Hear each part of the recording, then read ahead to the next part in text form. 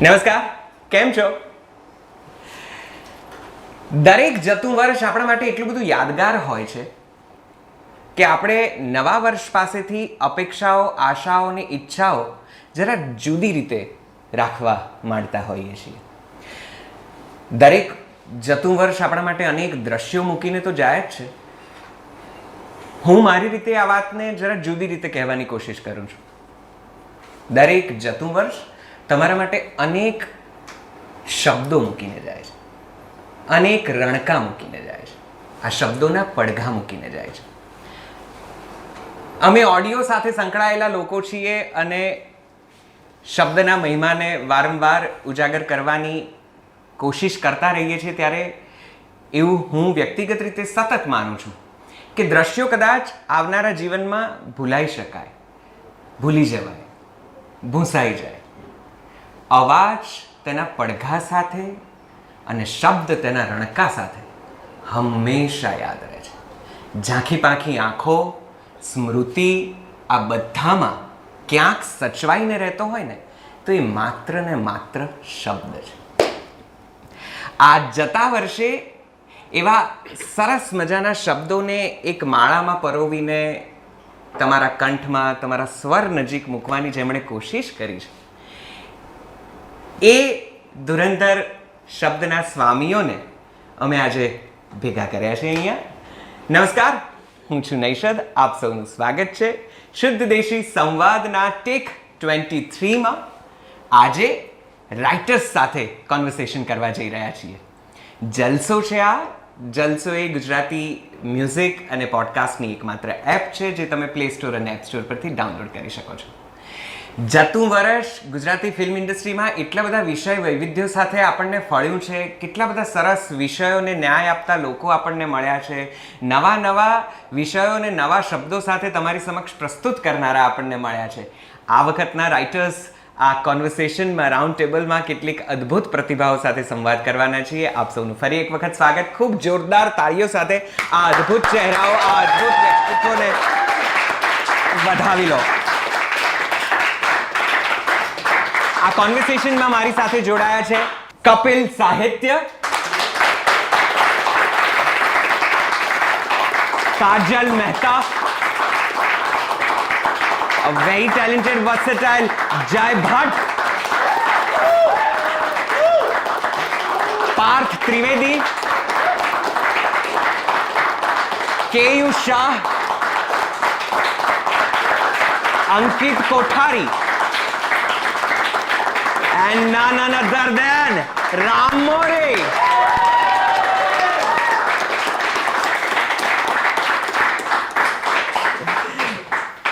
ખૂબ ખૂબ ખૂબ સ્વાગત છે આપ સૌનું. વી વેલકમ યુ ઓલ. હું બહુ એવું દ્રઢપણે માનું છું કે કદાચ દ્રશ્યો ભૂલાઈ શકે, જે મેં કીધું એ પ્રમાણે શબ્દો યાદ રહેતા હોય છે. બહુ બ્રીફમાં મારે સૌથી પહેલાં તો તમને આ સવાલ પૂછવો છે. કદાચ આ શરૂઆતના 10 મિનિટ જો બોરિંગ થઈ જાય તો સહન કરી લેજો. બધું જ તો અમે પેલી 10 સેકન્ડમાં આપી નહીં શકીએ. મારા એડિટર્સે પૂરતો પ્રયત્ન કરશે કે એમાંથી બને એટલું પેલું નીરસ તત્વ કાઢી નાખે. ન થાય તો જોવું, જોજો નહીં તો કંઈ વાંધો.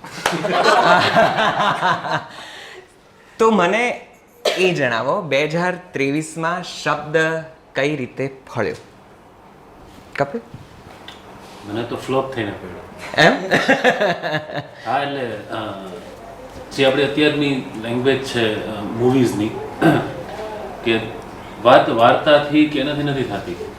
હા, એ સારું થઈ ગયું છે, ડિરેક્ટરની એ વાત થાય છે. પહેલાં તો એક્ટર્સ ઉપર જ હતું, પણ હવે એનાથી વધારે નંબરની વાત થાય છે.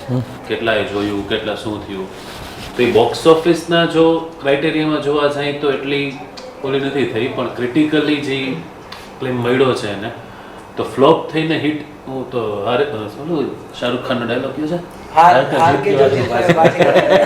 તો એ સીન છે કંઈક અહીંયા, કે બોક્સ ઓફિસ પર કદાચ નથી દેખાણી પિક્ચર, પણ હવે દેખાણી છે તો બધાય આવે છે. ને એ ટાઈમે ક્રિટિક્સને બહુ સારા રિવ્યુ હતા, તમારે બહુ સારા રિવ્યુ હતા, અને અમે થેન્ક યુ પહેલાં. નહીં, ફિલ્મ જ એટલી અદ્ભુત હતી. જો હું ભૂલ ના કરતો તો આપણે સૈયર મોરીની વાત કરી રહ્યા છીએ. આ ફિલ્મ ગુજરાતી ફિલ્મનો એક જુદો જ વળાંક છે અને બહુ ખૂબસૂરત મોડ છે. તમે આ ફિલ્મ હવે OTT ઉપર અવેલેબલ છે. અમારાથી એમનું નામ નહીં દેવાય, બાકી ઓટીટી પર છે, તમે જોઈ લેજો. જોઈ લેજો. અને અદ્ભુત ફિલ્મ છે, ઓફકોર્સ. યસ. હા, તો બસ એ શબ્દ એમ સમજો ને કે અખંડ મોજ, વાહ, કે જે અખંડ મોજ. હા, એવો આઈડિયા નહોતો કે અચ્છા આ ડાયલોગ ને હા એ હતું કે દરેક રાઇટરને હોય જ છે ને, ખબર જ હોય છે, કદાચ ઈ ખોટું બોલે અત્યારે તો, પણ એને ખબર જ હોય કે આ ડાયલોગમાં તાલી પડશે વાહ. અહીંયા, અને એને મોરલેસ લખી જ રાખ્યું હોય સ્ક્રિપ્ટમાં કે ભાઈ આ તાલી વાળો ડાયલોગ છે એ રીતે જ શૂટ કરવો. હા, અને આને ફેરવવો નહીં. તો અહીંયા એ ખબર હતી કે આ સીન એવી રીતે બનશે, એ જગ્યાએ સીન છે, અને જ્યારે એ અખંડ મોજ બોલશે તો એ શું ઇમ્પેક્ટ હશે એની. અને ઇમ્પેક્ટ મને એમ સમજો ને પ્રીમિયરથી લઈને જેટલા શોમાં હું પછી જોવા ગયો બધી જગ્યાની ઇમ્પેક્ટ જોવા મળી. ઇવન પેલો એવો સીન કે એવો ડાયલોગ કે જેની ઓલમોસ્ટ 10 લાખ જેટલી રીલ અત્યારે ચલણમાં છે, એ બેની પિક્ચર નથી આવેલું, પણ ડાયલોગ વ્યવસ્થિત આવેલા છે. તો શબ્દની અખંડ મોજ તમે આ વર્ષે વધારે નજીકથી મહેસૂસ કરી? હમણાં હજી જ્યાં રિલીઝ થઈ છે ત્યાં કોકે જોઈ હશે ઓટીટીમાં, તો એક બેનનો કમેન્ટમાં મેસેજ આવ્યો, ફ્લોરિડાના હતા એમ. તો એને કે મેં ક્યારેય છે ને હું ગામડે ગઈ નથી, મેં ગામડું જોયું નથી, પણ એ કે આ જે લેંગ્વેજ હોય ને ઇમોશનની અને લવની, કે હું અહીંયા પહોંચી ગઈ, કે મેં કોઈથી જોયું નથી પણ એ શહેર મોરીને જોઈને હું અહીંયા પહોંચી ગઈ એમ. હાલો મેં એનઆરઆઈને અપીલ કરે છે તો જોજો. વાહ. Kajal? You know the integration. એટલે ફળવું શબ્દનો અર્થ દરેક જણ માટે અલગ અલગ હોઈ શકે. મને 2023માં શબ્દો એવી રીતે ફળ્યા કે 18 વર્ષની ઉંમરે ચાલુ કરેલી કરિયર, બહુ બધી વસ્તુઓ અલગ અલગ કરી, અને દરેક વસ્તુમાં મેં મારું બેસ્ટ આપીને બેસ્ટ મને અચીવ પણ કર્યું છે. પણ છતાં બી ક્વેસ્ટ ચાલુ હતી કે this is not final calling. હજુ હવે 5-10 વર્ષ આ કર્યા પછી બીજું કંઈક કરવું છે, મારી ભૂખ અંદરથી જાગે. પણ અત્યારે હવે એવું છે કે આઈ થિંક કે I have found the ultimate purpose, કે હવે આખી જિંદગી શું કરવું છે પ્રોફેશનલી સફળતા મળે ના મળે, આ જે આંકડાવાળી વાત કપિલભાઈએ કરી, એવું કશું થાય ના થાય તો પણ શું કરવું છે, તો વાર્તાઓ લખવી છે અને વાર્તાઓ કહેવી છે. એટલે 2023માં શબ્દોએ મને બહુ જ સિમેન્ટ સોલિડ પર્પઝ આપી દીધો છે. વાહ વાહ. So it's that simple. Jay ભાઈ. મને તો બહુ ફળ્યો છે. એટલે એક તો અલગ અલગ પ્રકારની ફિલ્મો જે બનવાની અપેક્ષા હતી, જે ગયા વખત આપણે વાત કરી, અને બહુ જ ઈચ્છા હતી કે બીજું કાંઈ આવે તો ન આવે, પણ ફિલ્મ ચાલે કે ન ચાલે, પણ એટલીસ્ટ એટલા તો ગટ્સી મેકર્સ હોય, રાઇટર્સ હોય કે અલગ અલગ વાર્તાઓ બનાવે. સહભાગી મને એમાં થવાનો અવસરે મળ્યો, અને એના કારણે એક ફરી પાછો કોન્ફિડન્સ એવો આવી ગયો કે અલગ વાર્તા કરો ને બધા જોવે જ છે, ખોટા બંધારણમાં એવા ન રહો કે આ જ ચાલે છે અથવા આ જ જોવાશે કે આ છે. તો હા, કદાચ મેકર્સ એવા છે કે એમને કદાચ એક સ્પેસિફિક બનાવવું છે, પણ તો એમનો ચોઇસ છે. પણ એઝ અ રાઇટર તમારી પાસે એટલો બધો સ્કોપ છે કે તમે લખીને મૂકો તો ખરા, પછી એને વધારવાવાળા તો છે જ. અને એના દાખલા અગાઉ પણ મેં જોયા હતા, ને આ વખતે કદાચ એ કન્ફર્મ થઈ ગયું છે, કારણ કે જે પ્રકારની ફિલ્મોની આપણે વાત કરીએ છીએ અથવા કરવાના છીએ, એટલી બધી વેરાયટી, એટલે હું એટલો બધો કોન્ફિડન્ટ થઈ ગયો છું, નોટ વિથ માય પ્રોફેશન, મારા વ્યવસાયને કે મારા અવસરને લઈને પણ નહીં, પણ ઇન જનરલ કે ઓવરઓલ વૈવિધ્ય છે જ. ખોટું કમ્પેરિઝન આપણે ઘડીકમાં આ ભાષા સાથે, ઘડીકમાં પેલી ભાષા સાથે કરીએ છીએ, પણ અહીંયા થાય છે થોડીક નજર મારો, ખાલી બોક્સ ઓફિસ પર કદાચ નથી ચાલતી, જેમ કપિલે કીધું, પણ ઠીક છે, એ તો બધાનું ભાવિ કઈ સરખું એવું જરૂરી નથી.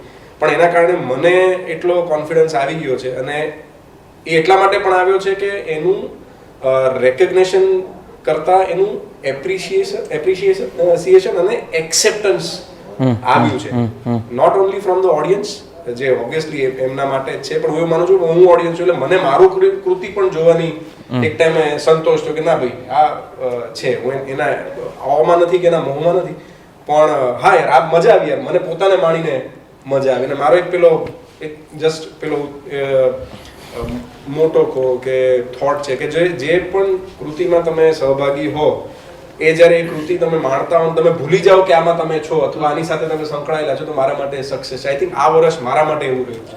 Perfect.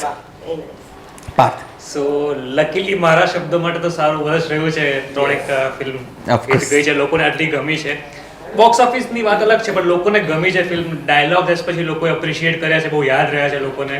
So I M pretty happy about that. અને એટલે પણ ખુશ છું કારણ કે આ વર્ષે ઘણી અલગ અલગ જોનરની ફિલ્મ્સ બી આવી છે અને ઘણી વેરાયટીઝ એક્સપ્લોર થઈ છે આ વર્ષે. Right. And that's good. That's a next step that we need four Gujarati cinema. Absolutely. Personally મને શબ્દ ફળ્યો છે એના કરતાં મળ્યો છે, કારણ કે આના પહેલા લાઈક હું ડિરેક્શન ટીમમાં કામ કરતો હતો અને અત્યાર સુધી બીજા લોકોના શબ્દો કઈ રીતે બને છે જી. એ શીખવાની પ્રોસેસ મારા માટે રહી હતી. અને 2023માં થયું કે નહીં, આપણે હું પણ કંઈક લખી શકું અને મારી પાસે પણ શબ્દો છે. જી. તો એ જે ડિસ્કવરી હતી એ મારા માટે બહુ મહત્વપૂર્ણ છે. અને હવે આગળ શું થાય શું ના થાય આઈ ગેસ, પણ એ શબ્દ મળવો કદાચ ઇટ્સ અ બેસ્ટ થિંગ વાહ વાહ 2023માં. વાહ. અંકિત. એક વાર્તા જ નાની ડિસ્ક્રાઇબ કરીશ. પોલો કોયલોની આલ્કેમિસ્ટ બુક બહુ બધા લોકોએ વાંચી હશે અને મને સેન્ટિયાગો જેવું ફીલ થયું કે 14-15 વર્ષ બોમ્બે હતો, મોટા ફિલ્મ મેકર્સ આની જેમ અસિસ્ટન્ટ, સ્ક્રિપ્ટ પ્રોડ્યુસ ના થઈ અને પછી ખબર પડી કે ખજાનો પોતાના ઘરના નીચે, પોતાની ચર્ચના નીચે જ છે. અને એક શોર્ટ ફિલ્મ બનાવી હતી 2018માં, એને રેકગ્નિશન હમણાં 2023માં મળ્યું. તો થોડું શું હોમકમિંગ જેવું ફીલ થાય છે. વાહ. કેમ કે બહુ અલગ અલગ બિહાર, એમપી આવી બધી જગ્યાઓ રહેલો છું. અલગ અલગ લેંગ્વેજીસમાં બહુ બ્રોકન એક્સપિરિયન્સીસ છે. તો મારી વાતો પણ અલગ અલગ લેંગ્વેજના EMI જેવું જ લાગે છે કે આટલું ભાગ ઇંગ્લિશ, આટલું હિન્દી ને આટલું ગુજરાતી ભેગું થઈને કશું થશે.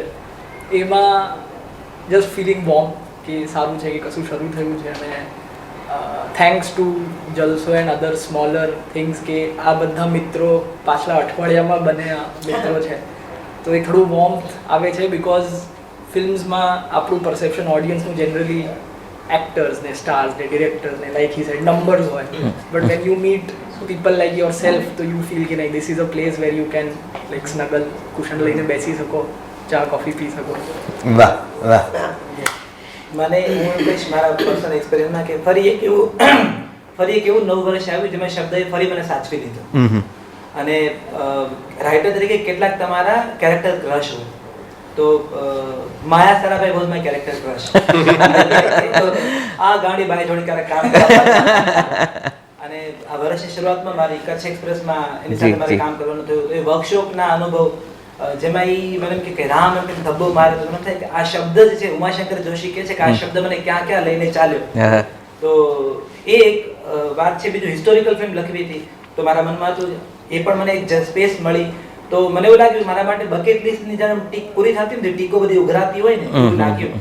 પર્સનલી હવે એક વ્યુઅર તરીકે વાત કરીશ તો શબ્દ મને ક્યાં ફળ્યો કે એવી બી ફિલ્મો મારી ભાષામાં આવી. જેમ કે હું આ કપિલ બેઠો છે, મેં પહેલી વાર ટ્રાન્સજેન્ડરને આટલો નોર્મલાઇઝ જોયો ગુજરાતી ફિલ્મ. આટલો તો હિન્દી ફિલ્મોમાં નથી જોયો. જી જી જી. અને મને થયું કે આ ગુજરાતી ફિલ્મ છે. કાજલ અહીંયા છે, મેં કેવા સાયકો માણસને જોયો જે ગુજરાતી ફિલ્મમાં આજ સુધી આવશે એવું મને ક્યારે સપનામાં નહોતું. Correct correct. વશ, હું વશની વાત કરું, તમે કે એક જ બંગલામાં તમે લાઇટિંગ સાથે રમી શકો અને રાઇટર કેરેક્ટરની અંદર કેટલું ઉતરી શકે, કેટલું ખૂન કાઢી શકે. પાર તમારી સામે છે, પડોશમાં એક દાદા મરે અને બે વહુઓ સામે છાતી કોટે. આ કેટલી હતી ગુજરાતી પોળું, કેટલું ગુજરાતી બહાર કાઢ્યું છે. એક એવો રાઇટર છે જે મને કેવું છે એવું કહે છે કે તું વાર્તાકાર છે, તું સમૃદ્ધ છે. આહાહા, ક્યા બાત હે. અને પેલી દીકરીને ખભા ઉપર પાછળ નાખીને દોડતી માં જે કેવી લખી છે, મને થયું કે આ મેં કેટલી વાર ખેતરોમાં જોઈ હતી પણ હું ક્યારેય નથી લખી શક્યો. અને સીધો કેવું લઈને આવ્યો છે મારી ભાષામાં. પાચિકાની બે છોકરીનો જો પાચિકા શબ્દ જન્મ્યા ત્યારથી સાંભળ્યો. હાજી. પણ પાચિકાને નેશનલ લેવલે પાચિકા શબ્દ પોખાય, આ મૂછડો પાચિકોને જીલા. તો પર્સનલી મને લાગે છે કે એ રીતે શબ્દ મારી ભાષાને બહુ ફળ્યો છે. બિલકુલ બિલકુલ. અને તમે લોકો ગુજરાતી ફિલ્મ ઇન્ડસ્ટ્રીને પણ એટલા બધા ફળ્યા છો કે કેટલા બધાની એવી હિંમત થઈ હશે કે નાના આપણે પણ આપણી વાર્તા જરા જુદી રીતે અને જરા જુદા લોકો સામે કહી તો શકીએ. સાંભળે કે નહીં એ તો સાવ જુદી જ ઘટના છે. ને જલસો જ્યારે સાંભળવાની વાત કરે ત્યારે અમારો શબ્દ કદાચ થોડો વધારે વધારે કદાચ પહોંચવો જોઈએ. અમે માત્ર આ સાંભળવાની વાતને લઈને આજે 5-7 વર્ષથી આ જગ્યાએ બેઠા છીએ અને શબ્દને પોતાની રીતે પડઘાવવાની કે એને રણકાવવાની કોશિશ કરી રહ્યા છીએ. એક વખત જોરદાર તાળીઓ આ દરેક લેખકો માટે, એમણે આપણને આ વર્ષે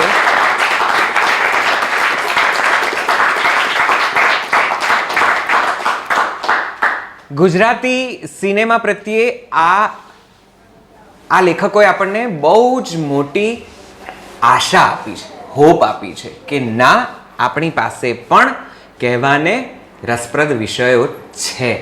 આપણે માત્ર 3 ભાઈબંધોની આસપાસ ફરતી ગુજરાતી ફિલ્મ ઇન્ડસ્ટ્રી નથી.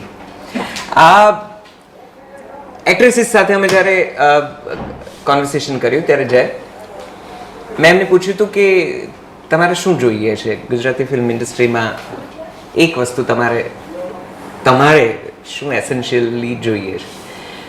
બધાનો લગભગ એક સામૂહિક મત હતો કે આપણી ઇન્ડસ્ટ્રીમાં દરેક ઇન્ડસ્ટ્રીની જેમ જેને જરૂર છે એવી જ જરૂર છે, અમારે સારા લેખકો જોઈએ, સારા વાર્તાકારો જોઈએ છે. તમને લાગે છે 6 જણાને 7 જણાને કે તમે એ જગ્યા ભરી શકો છો કે હવે ભરવાના છો? What is your opinion and take on that? મારા માટે તો આ સવાલ જ મોએ છે. બરાબર, કેમ કે આ વર્ષ 2023 જ બતાવે છે કે તમારી પાસે કેવી કેવી વાર્તાઓ આવી છે. તમે યાદ કરો નિશેતભાઈ, છેલ્લા વર્ષોમાં આટલી વૈવિધ્યવાળી વાર્તાઓ કેટલી આવી છે ગુજરાતમાં. આ વર્ષે તમે જુઓ છો, અહીંયા પ્રશ્ન એ છે કે એક્ટર પોતાનો કમ્ફર્ટ ઝોન છોડીને આવવા કેટલા મેહુલ તૈયાર છે. મેહુલ દેસાઈ જે કપિલે લખેલું કેરેક્ટર પ્લે કરવા માટે સામે આવે છે કે મારે આ કરવું છે. મારો પોઈન્ટ એવો છે કે એક્ટરો પણ પોતાના કમ્ફર્ટ ઝોનમાં રહે છે. રાઇટર લખી નાખે છે, હું તો ડિરેક્ટર અને પ્રોડ્યુસરની હજી પહોંચતો જ નથી, હું એક્ટર સુધી પહોંચું છું. હજી આપણા એક્ટરો લેન્થમાંથી બહાર નથી નીકળ્યા.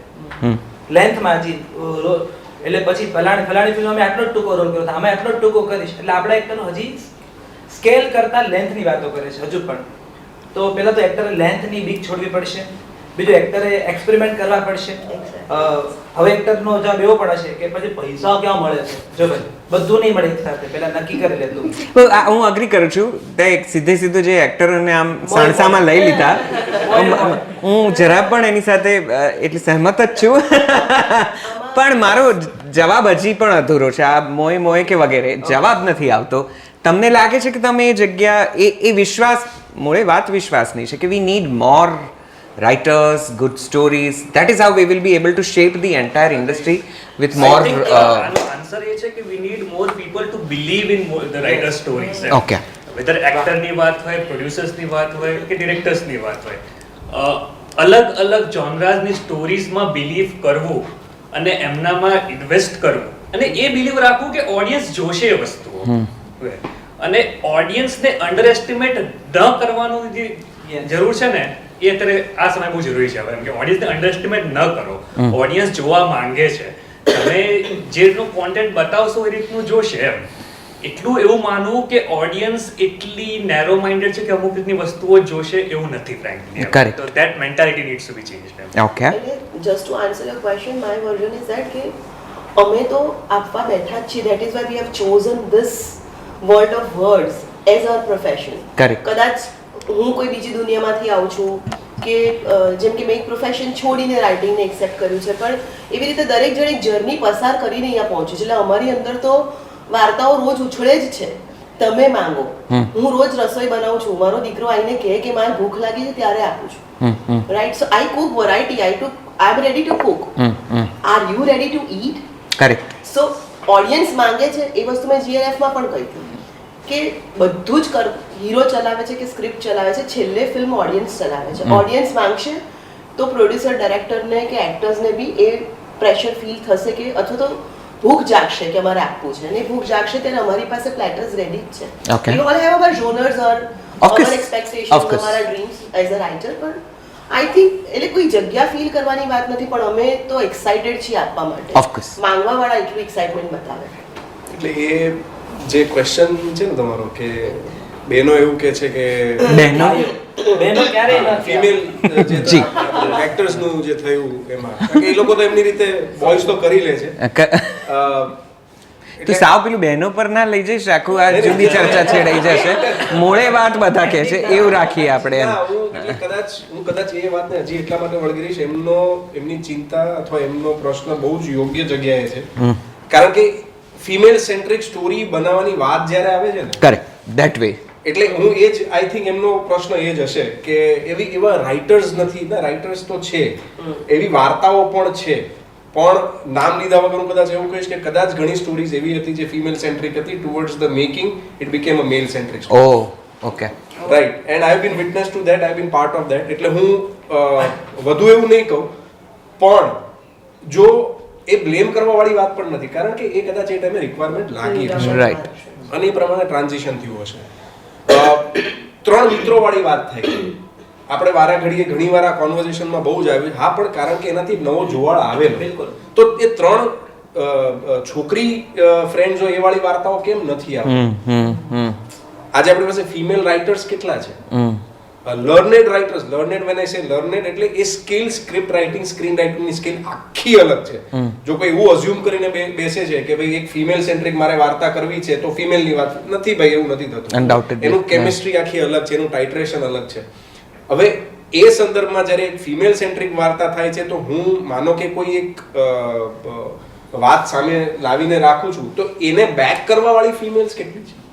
લાઈક ધ બોયઝ, અને હું બહુ ઓપનલી કહી શકું છું કે boys are fighting or boys are working to find those people who can back those projects. આ પ્રોજેક્ટ બેક કરી શકે, એનો પણ કરી રહ્યા છે, પણ એ કેટલા હદ સુધી કરે છે? કારણ કે આ કોન્વર્ઝેશન મારા પણ એ લોકો સાથે ઘણી વાર થયા છે. પછી વાર્તા હોય છે, એમાં વળી પાછી આનાકાની, એમાં વળી પાછું આ, એટલે આ સતત પ્રોસેસ ચાલે છે. વસ્તુ ખાલી એટલી છે કે રાઇટર્સ પણ એમાં બેકઆઉટ કરે છે. કરેક્ટ. ઘણી વાર કેવું થાય છે કે આ નથી થતું, કઈ નહીં, આ થાય પતાવી નાખો. ના, એ ક્યારેક એ સ્ટેન્ડ પણ લેવો જરૂરી છે. એટલે evaluation I think A triangular કાં તો ક્વોડ્રિલેટરલ પોઈન્ટમાં આવવું બહુ જરૂરી છે. તો હજી પણ કદાચ એ તમે જ્યારે વાર્તાઓ લખો છો કે તમારી પાસે કોઈ વિચાર હોય, તમે જ્યારે એને પેપર ઉપર ડેવલપ કરતા હો ત્યારે તમારા મનમાં પણ ક્યાંક એવું હોય છે કે મેલ સેન્ટ્રિક કરીશું તો કદાચ આ થોડો વધારે પિચ થશે, થોડો વધારે સેલ થશે, અથવા તમારી પાસે એવી રિક્વાયરમેન્ટ્સ આવે છે કે ના થોડુંક આપણે મેલ સેન્ટ્રિક વધારે રાખીએ કે હિરોઇક એને થોડું વધારે બનાવીએ? આવા કોઈ થોટ્સ પેરેલલી કાં તો ફોર્સફુલી આપવામાં આવતા હોય અથવા તમારા મગજમાં ચાલતા, આવું કંઈ થાય છે? ના, અને એટલે કદાચ આ કેરેક્ટર્સ ફિમેલ લીડ વાળા બહુ બહાર નથી આવતા. ફિમેલ લીડ એટલે શું? પણ હું તો મને હજી એ વ્યાખ્યા હજી સમજાણી we નથી. have to go to what Rambhai said. It's not about length.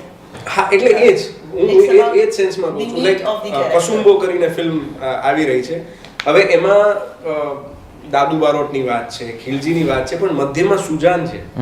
તમે સમજો, એટલે હું મધ્યમાં હોઉં તો મારી લીડ નથી. બહુ જ વેગ રેફરન્સ આપું છું, કદાચ એનાલોજી સેટ થશે કે નહીં મને ખબર નથી, પણ સાયલેન્સ ઓફ ધ લેમ્બ્સ કરીને એક ફિલ્મ હતી જેમાં Jodie Foster, if I not wrong, અને એન્થની હોપકિન્સ નું ગણીને 7 કે 8 મિનિટનો સ્ક્રીન પ્રેઝન્સ છે, છતાંય માણસને એ ફિલ્મ માટે ઓસ્કર મળ્યો. કેમ? કારણ કે જે પેલી જે લાલસા વાળી વાત જે કરીને એ પણ ક્યાંક મહદઅંશે રામની વાત સાચી પણ છે કે હું કેટલો દેખાવ છું અથવા કેટલી દેખાવ છું, આમાં હું જાજી દેખાતી નથી એટલે મારે કે આમાં ના. હવે એ જ્યારે લખાવાની વાત આવે છે ત્યારે આપણે મને ખબર છે કે ત્યાં સુધી આપણે એવી પોલિસી પણ છે કે વિમેન સેન્ટ્રિક વાર્તા હશે તો એમાં તમને થોડું વધારે બેનિફિટ્સ મળશે. યસ, મળે છે એ બધા. પણ કદાચ છે ને એ હું સતત જો કોઈને હું પુશ કરું ને તો કદાચ સામે વાળો કદાચ ફોર્સમાં આવીને કરે હા ચાલો કરીએ, કદાચ એ પણ મિસિંગ છે.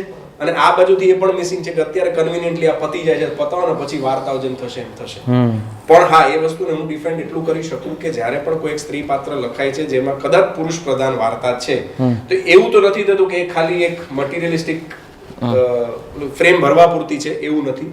એવું કદાચ અમુક અંશે થતું હશે, પણ હવે હું જેટલી ફિલ્મો મેં જોઈ છે એમાં ક્યાંક ને ક્યાંક કારણ કે અમુક વાર્તા એવી છે જેમાં સ્ત્રી પાત્ર હોય જ. અને ઓવરઓલ પણ મને લાગે છે કે સિનેમેટિક એક્સપિરિયન્સ કે આ જનરેશનનો સિનેમા જોવાનો એ અભિગમ બદલાઈ ગયો છે, જ્યાં કોઈ પણ કદાચ ફિમેલ કેરેક્ટર માત્ર for the sec of being there હોય. હવે એ આખી જનરેશનમાંથી જ આપણે એ સમયમાંથી કદાચ બહાર આવી ગયા છે. આ જનરેશનમાં કોઈ ફિમેલ કેરેક્ટર એઝ પ્રોપ્સ લખતું હોય એવું આઈ થિંક મને તો કોઈ નહીં. પણ તમે તમારા ક્વેશ્ચનના એક્સટેન્શનમાં એક વસ્તુ છે કે જ્યારે અમે લખતા હોઈએ છીએ, I think everybody will agree કે જ્યારે અમે વાર્તા કન્સીવ કરીને જ્યારે અમે અમારા માટે પેન ડાઉન કરીએ ને ત્યારે વી never think like that okay કે આને મેલ સેન્ટ્રિક બનાવીએ તો પીચ કરવાનું ઈઝી પડશે. મૂળ તો વાર્તાનો પટ હોય છે, પછી ક્યાંક ને ક્યાંક ઓબ્વિયસલી ઇન્ડસ્ટ્રીના પોતાના લોજિક્સ એ લેજિટ પણ હશે. આઈ don't want two get in two that direction, પણ ક્યાંક ને ક્યાંક પછી ડાલ્યુશન સ્ટાર્ટ થાય. અને જેમ જયભાઈએ કહ્યું એમ કે ઘણી વખત you know sometimes you get carried અવે કે અત્યારે થાય તો છે, because we are also in the very initial stage. We have not done 50 films કે અમને પણ એવું છે કે અચ્છા ચલો અમુક સારી ફિલ્મો બનશે. Once somebody will believe in our story, the matter of our storytelling, then we'll have a chance to take a story. Understood. અને કદાચ રામની વાર્તાઓમાં તો ફિમેલ સેન્ટ્રિક કેરેક્ટર્સ અને એ એટલા બધા બળકટ અને સશક્ત ને એટલા બધા પ્રભાવક હોય છે કે એને જોઈને 4 જણાને ઇન્સ્પાયર થવાય કે ના મારે પણ કંઈક આવું લખવું છે. આપણને એમ થાય કે કદાચ આપણે જો સ્ત્રી પાત્ર હોત તો. હા, કરેક્ટ, રાઈટ. ગયા વર્ષે પણ આપણે આ ચર્ચા કરી હતી. મેં રામને જઈને મિતાઈ નિહલ હતા ત્યારે એમને પૂછ્યું હતું.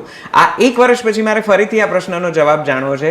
રામ, જય અને તમને બધાને પૂછું છું, હજી શું માત્ર લખીને જીવી શકાય છે ઇન્ડસ્ટ્રીમાં?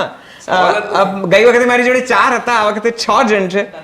પડગોત પાડો જરા વધારે લોકો ઇન્સ્પાયર થાય. બિલકુલ જીવી શકાય છે, લખીને જીવી શકાય છે.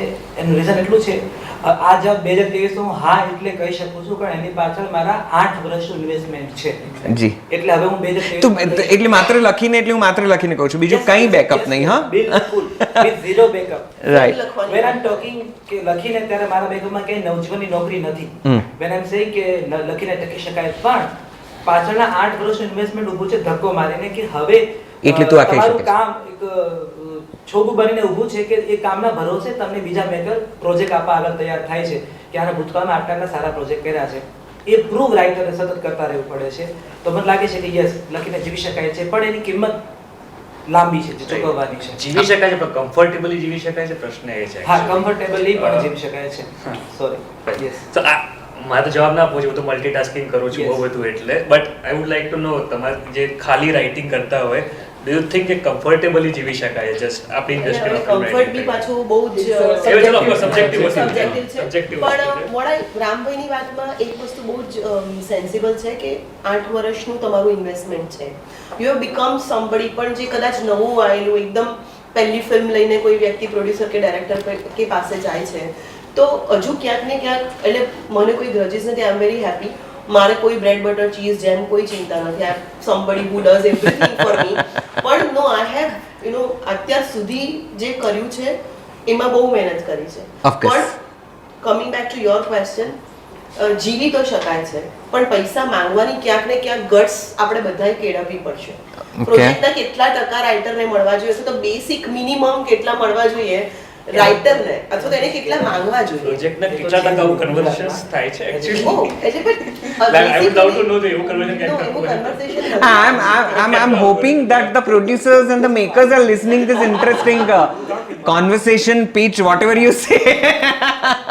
But all in all, I think આપણામાં ગટ્સ પણ એક હોવી જોઈએ. Yeah, I'm absolutely understanding. આપવાવાળા હવે આપી રહ્યા છે because people have really started valuing કે સારી વાર્તા અથવા તો સારો પટકથાકાર એ પિલર તરીકે જોવાવા મંડાયા છે. Done. ત્યાં આગળ we have to have guts to ask for money. So meanwhile, KU is just silently observing and listening everything. Yes, KU. Do you want to add anything? Actually, હું છે ને બહુ ખોટો માણસ હોઈશ જો હું આ પ્રશ્નનો જવાબ આપું કે કારણ કે મેં ક્યારેય, હું થોડો પ્રિવિલેજ, મને ખબર છે એ મારી નીચે સેફટી નેટ્સ છે. તો જ્યારે છેલ્લા 10 વર્ષથી હું કામ કરું છું, તો ક્યારેય ખાલી ફિલ્મમાં કામ કરીને કે લખીને જીવવાવાળી પરિસ્થિતિ મારી આવી નથી. મારા પેરેન્ટ્સ જે છે, જ્યારે મને જરૂર પડે કે ગમે ત્યારે એ કુશન મારી પાસે હંમેશા રહ્યું છે. જ્યારે ના હોત અને હું જીવતો હોત તો કદાચ હું કહી શકત કે હા પૈસા મળે છે ને આરામથી જીવાય છે, પણ ના, એકચ્યુઅલી મને ખબર નથી. Okay. અને આઈ વોન્ટ કે મને ખબર ના પડે, કારણ કે જ્યારે જીવવું અને લખવું છે ને બે અલગ અલગ વસ્તુ છે. તમારે એક વસ્તુ લાઈક ઇન આઈડિયલ વર્લ્ડ તમે ખાલી લખવા જોઈએ અને પછી પૈસા આવે ના આવે ને યુ શુડ સર્વાઈવ. પણ એવું આપણે આઈડિયલ વર્લ્ડમાં જીવતા છીએ નહીં. તમારે એક બીજા દિવસે ઉઠવા માટે પણ અમુક ખર્ચા તમારી બેઝિક્સ હોય છે. તો હા, લાઈક અઘરું છે ફોર શ્યોર, પણ મને ખબર નથી. Okay. Ankit, Parth, Kapil? Like I said, હું તો નથી માનતો કે ફ્રેશરને આ ઇન્ડસ્ટ્રીમાં ખાલી રાઇટિંગ પર સર્વાઈવ કરવું, કમ્ફર્ટેબલી જીવવું પોસિબલ I છે. agree with that. પણ હું એક બીજી વાત બી કહું, પૈસા એક વસ્તુ છે, તમારી ફિલ્મ ક્યારે બનશે જે એ અર્જ હોય છે ને અંદરથી દરેક રાઇટરની, એનું બી બહુ મોટું એક સ્ટ્રગલ છે. એ વાત So, અન્ડરસ્ટુડ. એ તો ખેર દરેક લેખક પોતાના અંદરના એક જુવારના કારણે જ લેખક છે, અને કદાચ આ હોમ કરીને પડો ફતે છે, આગે કરીને આમાં ઝંપલાવે છે, એ વાત જુદી. I am only talking about the finance. So I was just trying to say કે અમુક વાર છે ને પૈસા કમાવાની બીજી વસ્તુ કરો ને, ડિસ્ટ્રેક્શન્સ તમને હેલ્પ બી કરે છે કે તમારું માઇન્ડ ડિસ્ટ્રેક્ટર રહે, બનવાનું છે બની જશે. Ankit? No I agree with Kajal on that કે તમારું જે કમ્ફર્ટ છે ને એ સબ્જેક્ટિવ વસ્તુ છે કે તમને કેટલું સર્વાઈવલ માટે આ કમ્ફર્ટ માટે જોતું હોય. અને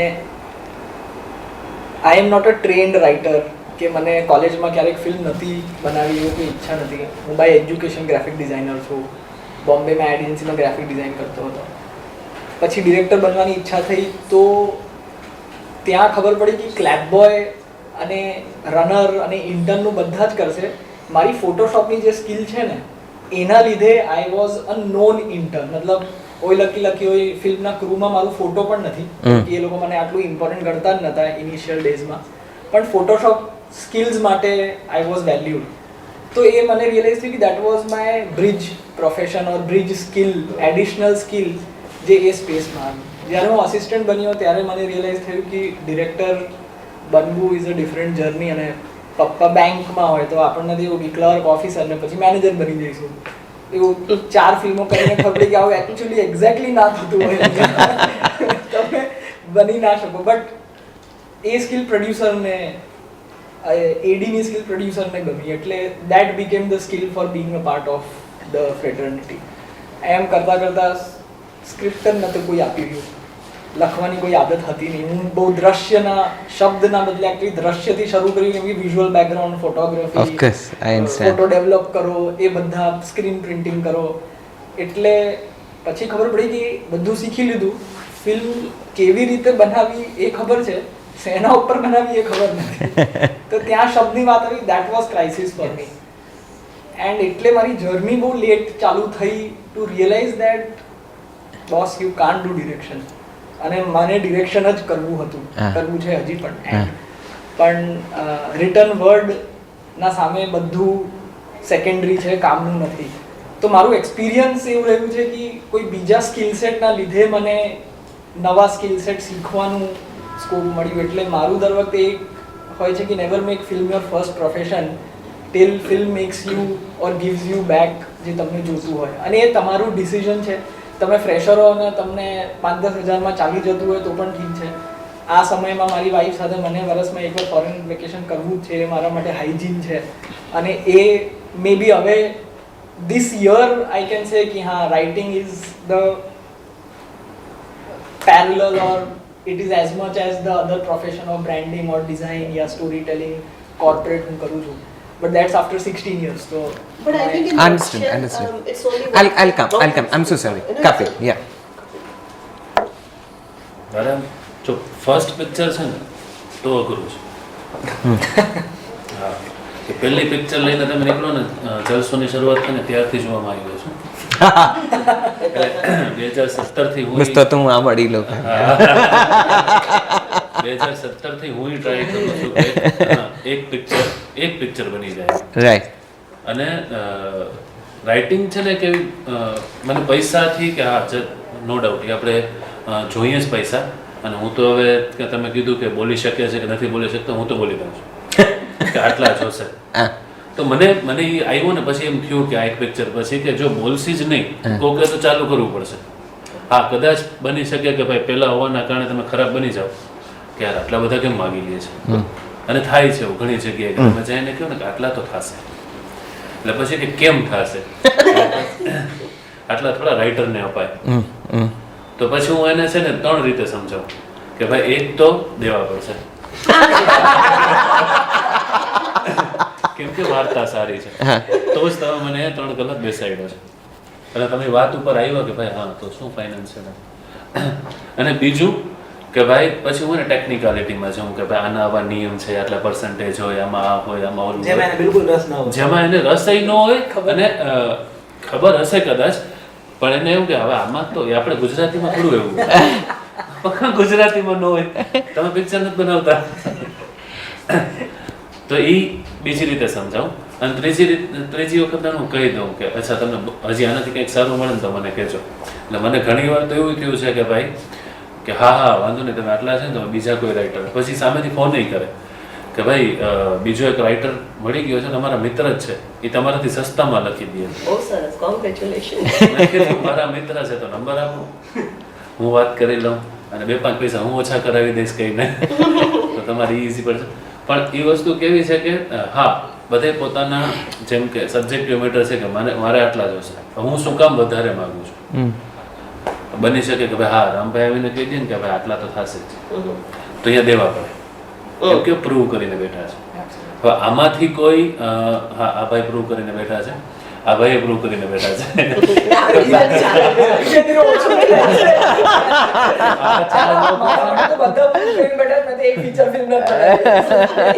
પણ વસ્તુ એ છે કે આ બે લોકોમાં આખી પેદલમાં વસ્તુ એ થઈ ગઈ છે કે જો આ ભાઈ પ્રૂવ કરી દીધું, આ ભાઈનું તો કંઈ કહેવાય એમ જ નથી. મેં હું ખાલી આમ IMDb ચેક કરતો હતો, આ માઇલેજ જાય છે. અને આ ભાઈ તો હિટ જ આપે છે. આ ભાઈ પહેલી વાર લખ્યું તો સીધા ઓસ્કર મેળવ્યું. અમને અહીં બેસાડવાના હતા.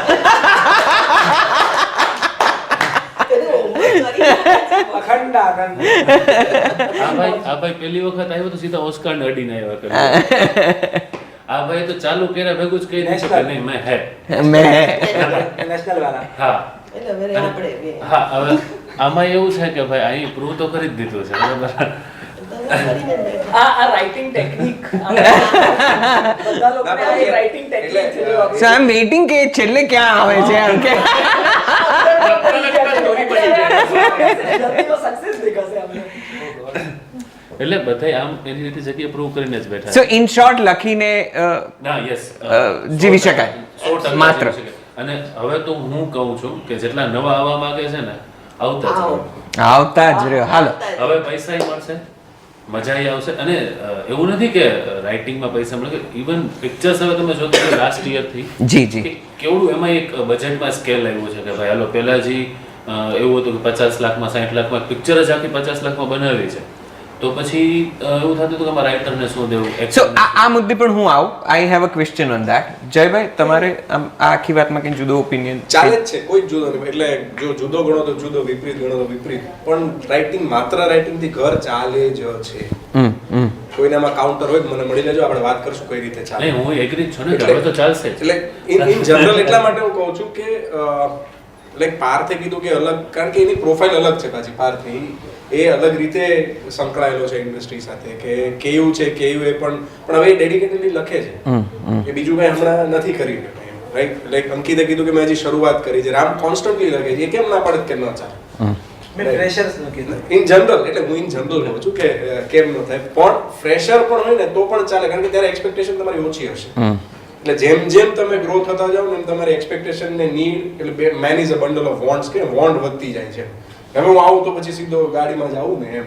સો ઓકે, ફિનાન્સ મેનેજ થઈ શકે છે, લખીને જીવી શકાય છે અને બહુ કરોડરજ્જુ ટટ્ટાર રાખીને જીવી શકાય છે. એ પ્રકારના સમય સુધી આપણે લગભગ પહોંચી તો ગયા છીએ. હવે એક એક પગથિયું કદાચ ઉપર ચડવાનું છે. રાઇટર્સ સાથે પૈસાની બાબતે નેગોશિએશન્સ કેટલી થાય છે, કેવી થાય છે? તમારું બજેટ અપ્રૂવ થઈ જાય છે કે પછી ના ના? હવે રાઇટર્સને તો જેમ તમે કહો છો એમ કે રાઇટર્સને આટલું બધું કેવી રીતે હોય? આપણે કેવુંથી શરૂઆત કરીએ. કેવું એ છેલ્લો શો ઓસ્કાર લખી છે, એટલે આઈ એમ શ્યોર કે પછીનું કંઈક આખી વાત વિચાર નેગોશિએશન સબ જુદું હશે. ના લાઈક એવું કંઈ નથી? એવું કંઈ નેગોશિએશન નથી હોતું. અને આઈ ડોન્ટ નો લાઈક હું બહુ જ મારે કેવું ના જોઈએ, કારણ કે જયભાઈ જ વાત કરી હતી કે રાઇટર એવું ના બોલવું જોઈએ કે મને પૈસાનું નેગોશિએશન કરતા નથી આવડતું, કારણ કે આવડવું જોઈએ. આઈ ગેસ એ લખતા પહેલા એ આવડવું જોઈએ કે તમને વાત કરતા આવડવી જોઈએ. તો પણ લાઈક જેટલી એક્સપેક્ટેશન હોય છે એટલા પૈસા નથી મળતા, અને હું કદાચ જલ્દી કન્વિન્સ પણ થઈ જાઉં છું કે હું આર્ગ્યુમેન્ટ કે પછી તર્ક વિતર્ક નથી કરતો. એ અમે લગભગ સમજી ચૂક્યા છે એ છેલ્લા હવે અડધો શીખી રહ્યો કલાકમાં. છું કે મારે- તમે જયભાઈ સાથે પાર્ટનરશિપ કરો. હવે શીખી રહ્યો છું કે મારે કરવું જોઈએ, મારા કામના પૈસા મને આટલા મળવા જોઈએ. પણ હવે એ પ્રોસેસ મને ખબર પડી છે. પણ હા, નેગોશિએશન જેવું નથી હોતું, એક આંકડો આપવામાં આવે છે. એટલે હું એ પણ પૂછવા માંગુ છું કે તમને પૂછવામાં આવે છે કે કહેવામાં આવે છે કે આટલું છે, થશે કે નહીં? ખાલી ફોર અ સેક પૂછવામાં આવે, પણ એક લખેલું હોય કે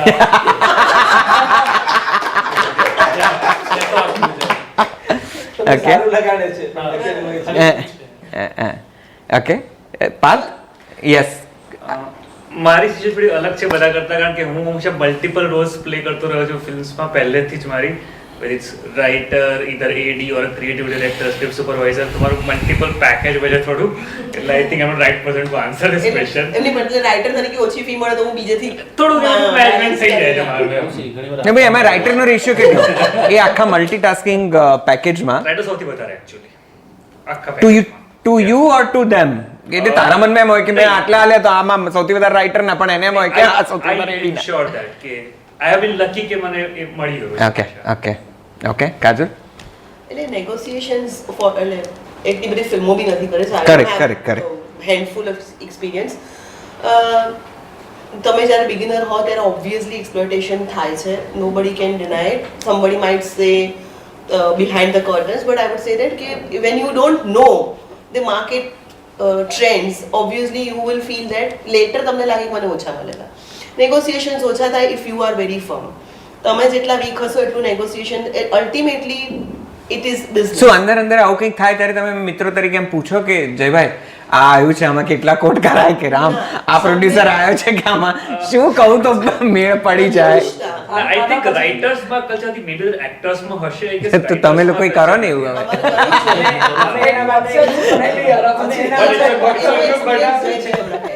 વોટ્સએપ ગ્રુપ બનાવ્યો છે, એમાં માત્ર હર્ષ શોધન નાટકના ફોટા મૂકે.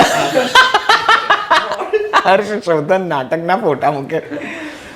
એટલે નથી એવું નેગોશિએશન કે બહુ ફેસ. એટલે વોટ આઈ હેવ, મારી પાસે પ્રોફેશનલ લાઈફનો એક 10-15 વર્ષનો અનુભવ છે એના બેસિસ પર, અને એક ફિલ્મ કર્યા પછી હું એટલું શીખી છું કે આઈ સ્ટે વેરી ફર્મ.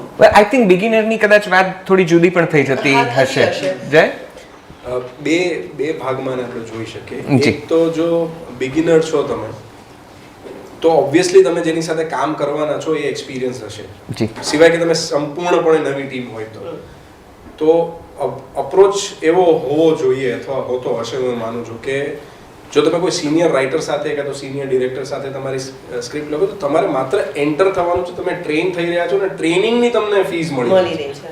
એટલે એને ઓન ધ જોબ ટ્રેનિંગ ગણવું જોઈએ, રાધર દેન કે પેલા મને એવું નહીં. એટલે એ એક છે. બીજું કે જો તમે એ પસાર થઈ ગયા છો ફ્રેશર ઝોનમાંથી, તમે પેલી લખી બીજી લખી, કદાચ તમને કટુ અનુભવ એ થાય, થવા જ જોવે. અને એમાં કમર્શિયલી જો તમને એનું નથી મળી રહ્યું તો તમને if you not being paid in cash તો તમને કાઇન્ડમાં મળે છે. રેકગ્નિશન તમારાથી દૂર નથી જવાનું. કરેક્ટ. એ પેશન્સ છે ને એ નથી હોતું. એટલે તરત આના આટલા છે, આના આટલા, મારા આટલા હોવા જ જોવે, એ એટલે પણ ન હોવું જોઈએ. કારણ કે જેમ આપણે એક્ટર્સને કહીએ છીએ કે એક્ટર્સ છે એ ટિકિટ બારીમાં ક્રાઉડ પુલ કરે છે, તો રાઇટર પણ કરે છે.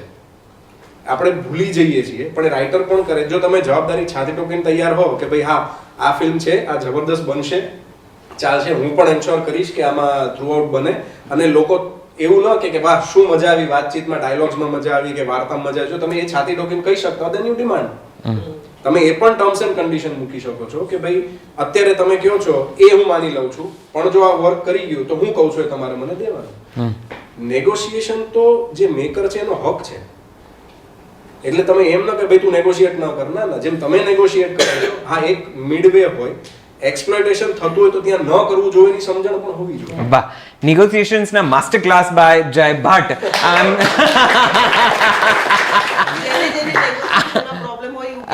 I am sure Jai can guide many other people, especially few new writers કે ભાઈ આ રીતે વાત શરૂ કરજે, અટવાય તો તું એમ કે કાલે કહું પછી સાંજે ફોન કરજે. એટલે એ પણ થાય છે. લાઈક તમે કોઈ મોટા મેકર સાથે કામ કરતા હો છો, સર મને ખાલી 1 રૂપિયો આપો ને હું કરી લઈશ, એ વસ્તુ અહીંયા કેમ ન થાય? પણ કારણ કે ઘણા બધા ફ્રેશર રાઇટર છે એ બધા જે ઓફલાઈન આપણે બધાને આઈ થિંક મોકલતા છે મારે એક સ્ક્રિપ્ટ છે સર જુઓ ને પાર્થને તો સૌથી વધારે બીકોઝ એ તો વેટિંગ પણ કરે છે સ્ક્રિપ્ટ એટલે હા આ કરવા જેવી છે. અચ્છા મને કેટલા મળશે, કોઈ દી નવો રાઇટર પૂછતો જ નથી, એને એમ જ છે કે ભાઈ હું લખું એટલી જ મારું નામ આવે ને પછી હું ફોડી લઈશ. એટલે એ અપ્રોચ તો એઝ અ સિનિયર તમે 3-4 ફિલ્મો કરી પછી પણ જો એ રાખશો ને તો તમને નેગોશિએશનમાં બધા બહુ વાંધો નહીં આવે. પછી પેલું ફોડી લેવામાં ફૂટે છે ખરું? ફૂટે છે આ તમારી સામે દાખલા બેઠા.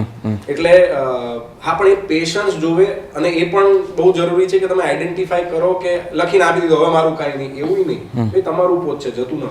સો રામ, તમારો પણ અનુભવ જરા બહુ વૈવિધ્યસભર હશે. પૂછવામાં આવે છે કે સીધું કહેવામાં આવે છે કે કેવું કહે છે એમ કે અંદર તો આંકડો ફિક્સ જ હોય પણ પૂછવાની કર્ટસી થાય? ડિપેન્ડ છે પ્રોડક્શન હાઉસ કયું છે. સૌથી ઓનેસ્ટ જવાબ છે કે કયું પ્રોડક્શન હાઉસ સામે છે. ક્યાંક તમને ખબર હોવી જોઈએ કે તમે કસુંબો લખી રહ્યા છો કે તમે 21મો ટિફિન લખી રહ્યા છો, તમે મારા પપ્પા સુપર હીરો લખી રહ્યા છો કે તમે મોન્ટુની બિટ્ટુ લખી રહ્યા છો. એઝ અ રાઇટર તમને ખબર હોવી જોઈએ, કારણ કે ઓલ ઓવર ફિલ્મનું બજેટ પણ પહેલા તમારે જોવાનું છે. આજે હું એક ફિલ્મ લખવા માટે એક્ઝામ્પલ આપું છું, આજે હું એક ફિલ્મ લખવા માટે 50 લાખ રૂપિયા ચાર્જ કરું છું એક ફિલ્મ લખવા માટે, તો મને ખબર હોય છે કે હું જે ફિલ્મ લખું છું એનું બજેટ કેટલું છે. પહેલા તો જો આપણે પહેલા અમાઉન્ટ સ્કેલની વાત કરતા હોઈએ, હા મારો અનુભવ છે કે નેગોશિએશન મારી સાથે નથી કરતા.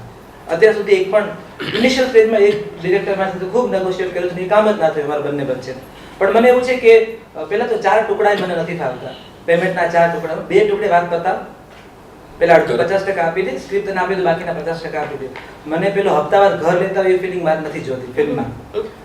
અને મોટા ભાગે મને એવા પ્રોડક્શન હાઉસ મળ્યા છે જેણે આ ડિમાન્ડને રિસ્પેક્ટથી હા પાડી છે, કઈ વાંધો નહીં તને 50% સાઇનિંગ અમાઉન્ટ આપી દે છે તો ફિલ્મ લખી લે, બાકીના 50% તને આપી દઈએ. તો હું કહું છું કે તમારો કોન્ફિડન્સ અને તમારા કોન્ફિડન્સ તમારી સ્ક્રિપ્ટમાં પાછો બહાર આવે છે કે નહીં? તમારી સ્ક્રિપ્ટમાં કોન્ફિડન્સ મેકર્સને લાગે છે કે આ વાંધો નહીં આવે. ક્લિપિંગની વાત કરી હતી કે હા આની વાતોમાં ક્લિપ આવે છે, આના સીનમાં વાવ ફેક્ટર ઉભો થાય છે, તો તમારો હક છે, માગો તમે. આપણે ત્યાં કઈ નહીં કરવાના એક્ટર આટલા રૂપિયા માંગે છે, એટલી મહેનત કરે છે કે એમને ભૂલથી પણ એક્ટિંગ નથી કરવાની.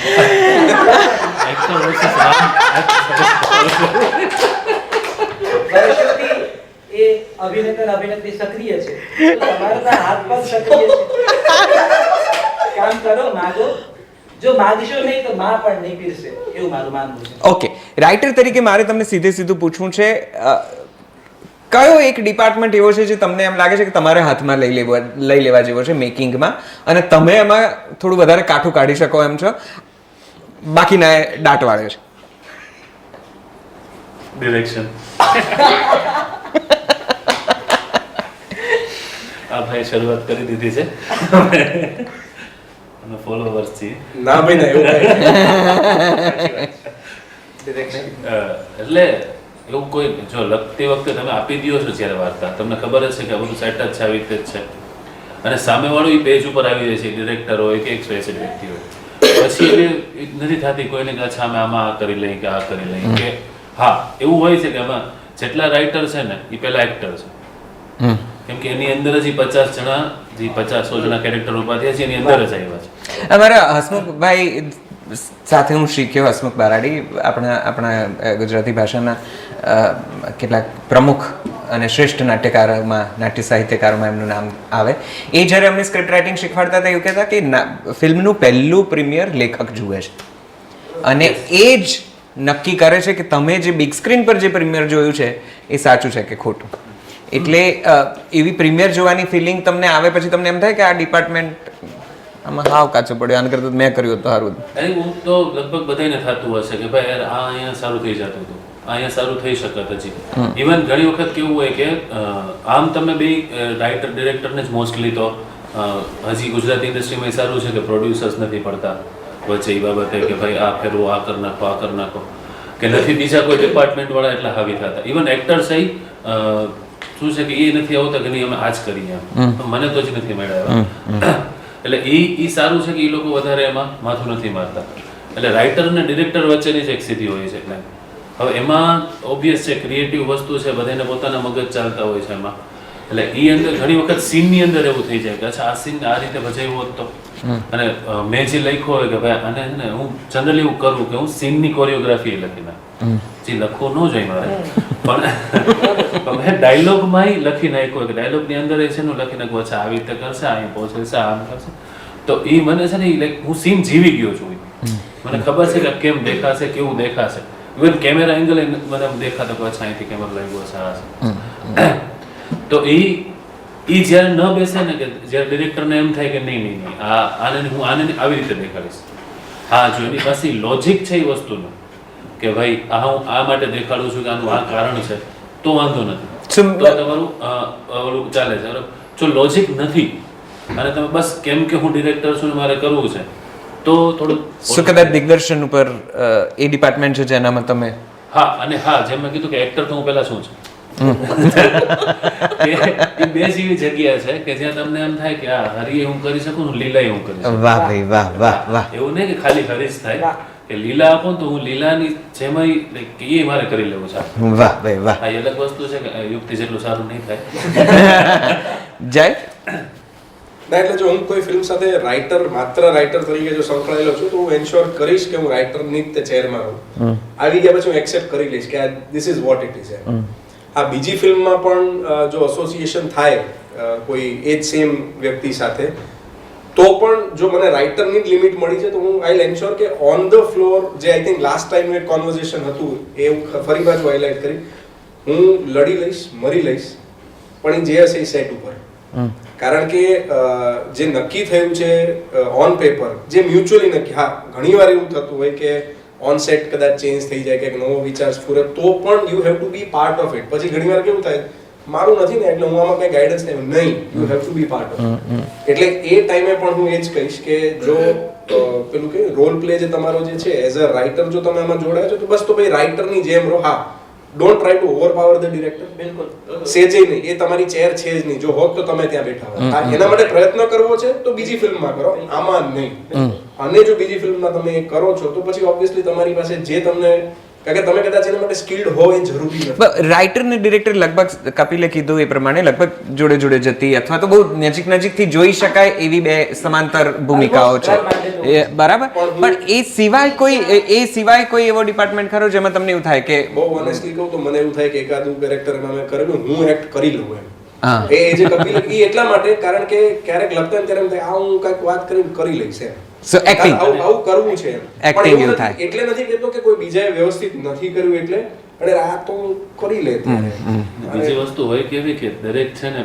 જેટલા કેરેક્ટર બને ને ઇવન લીડ નું કેરેક્ટર હોય ને તેમાં બે સીન તો એવા હોય જ કે જેમાં અમે પોતાને મૂક્યો ઓફકોર્સ જ્યાં અમે ઈ કેરેક્ટર કોઈ કેરેક્ટર નથી ભજવતું ત્યાં અમે અમારી રીતે જ મૂક્યું કે આ સીન તો છે ને લાઈક આમ હવે અમે એક્ટરને ઘણી હું કરતો હું ટ્રાય કે એક્ટર આ કરી લેશે આ ટ્રાય કેવી રીતે કરશે ચાલો બાકી એનું કેરેક્ટર બરાબર જાય છે અને ખબર છે કે આ એની લાઈક લેન્થ છે આ છે બે સિનેમા નાખી દીધા હોય ને કે એને ચેલેન્જિંગ લાગવા માંડે કે યાર આ બધું કામ જાતું હતું અચાનક કેમ આમ આવી ગયું કરેક્ટ અન્ડરસ્ટેન્ડ કેવું લાઈક હું ટ્રાય કરું છું કે હું આખી પ્રોસેસ માં જોડાયેલો રહું પણ તમે પ્રશ્ન તમારો એ છે કે બીજું કયું ડિપાર્ટમેન્ટ ના એવું કોઈ ડિપાર્ટમેન્ટ હાથમાં લેવાનો વિચાર મને ના આવે કારણ કે હું માનું છું કે ફિલ્મ રાઇટિંગ છે બહુ ડેમોક્રેટિક પ્રોસેસ છે હું પહેલો રાઇટર છું એકમાત્ર રાઇટર નથી ડીઓપી પણ રાઇટર છે એક્ટર પણ રાઇટર છે એડિટર પણ રાઇટર છે ને જે માણસ પ્રોજેક્ટ કરે છે ફિલ્મને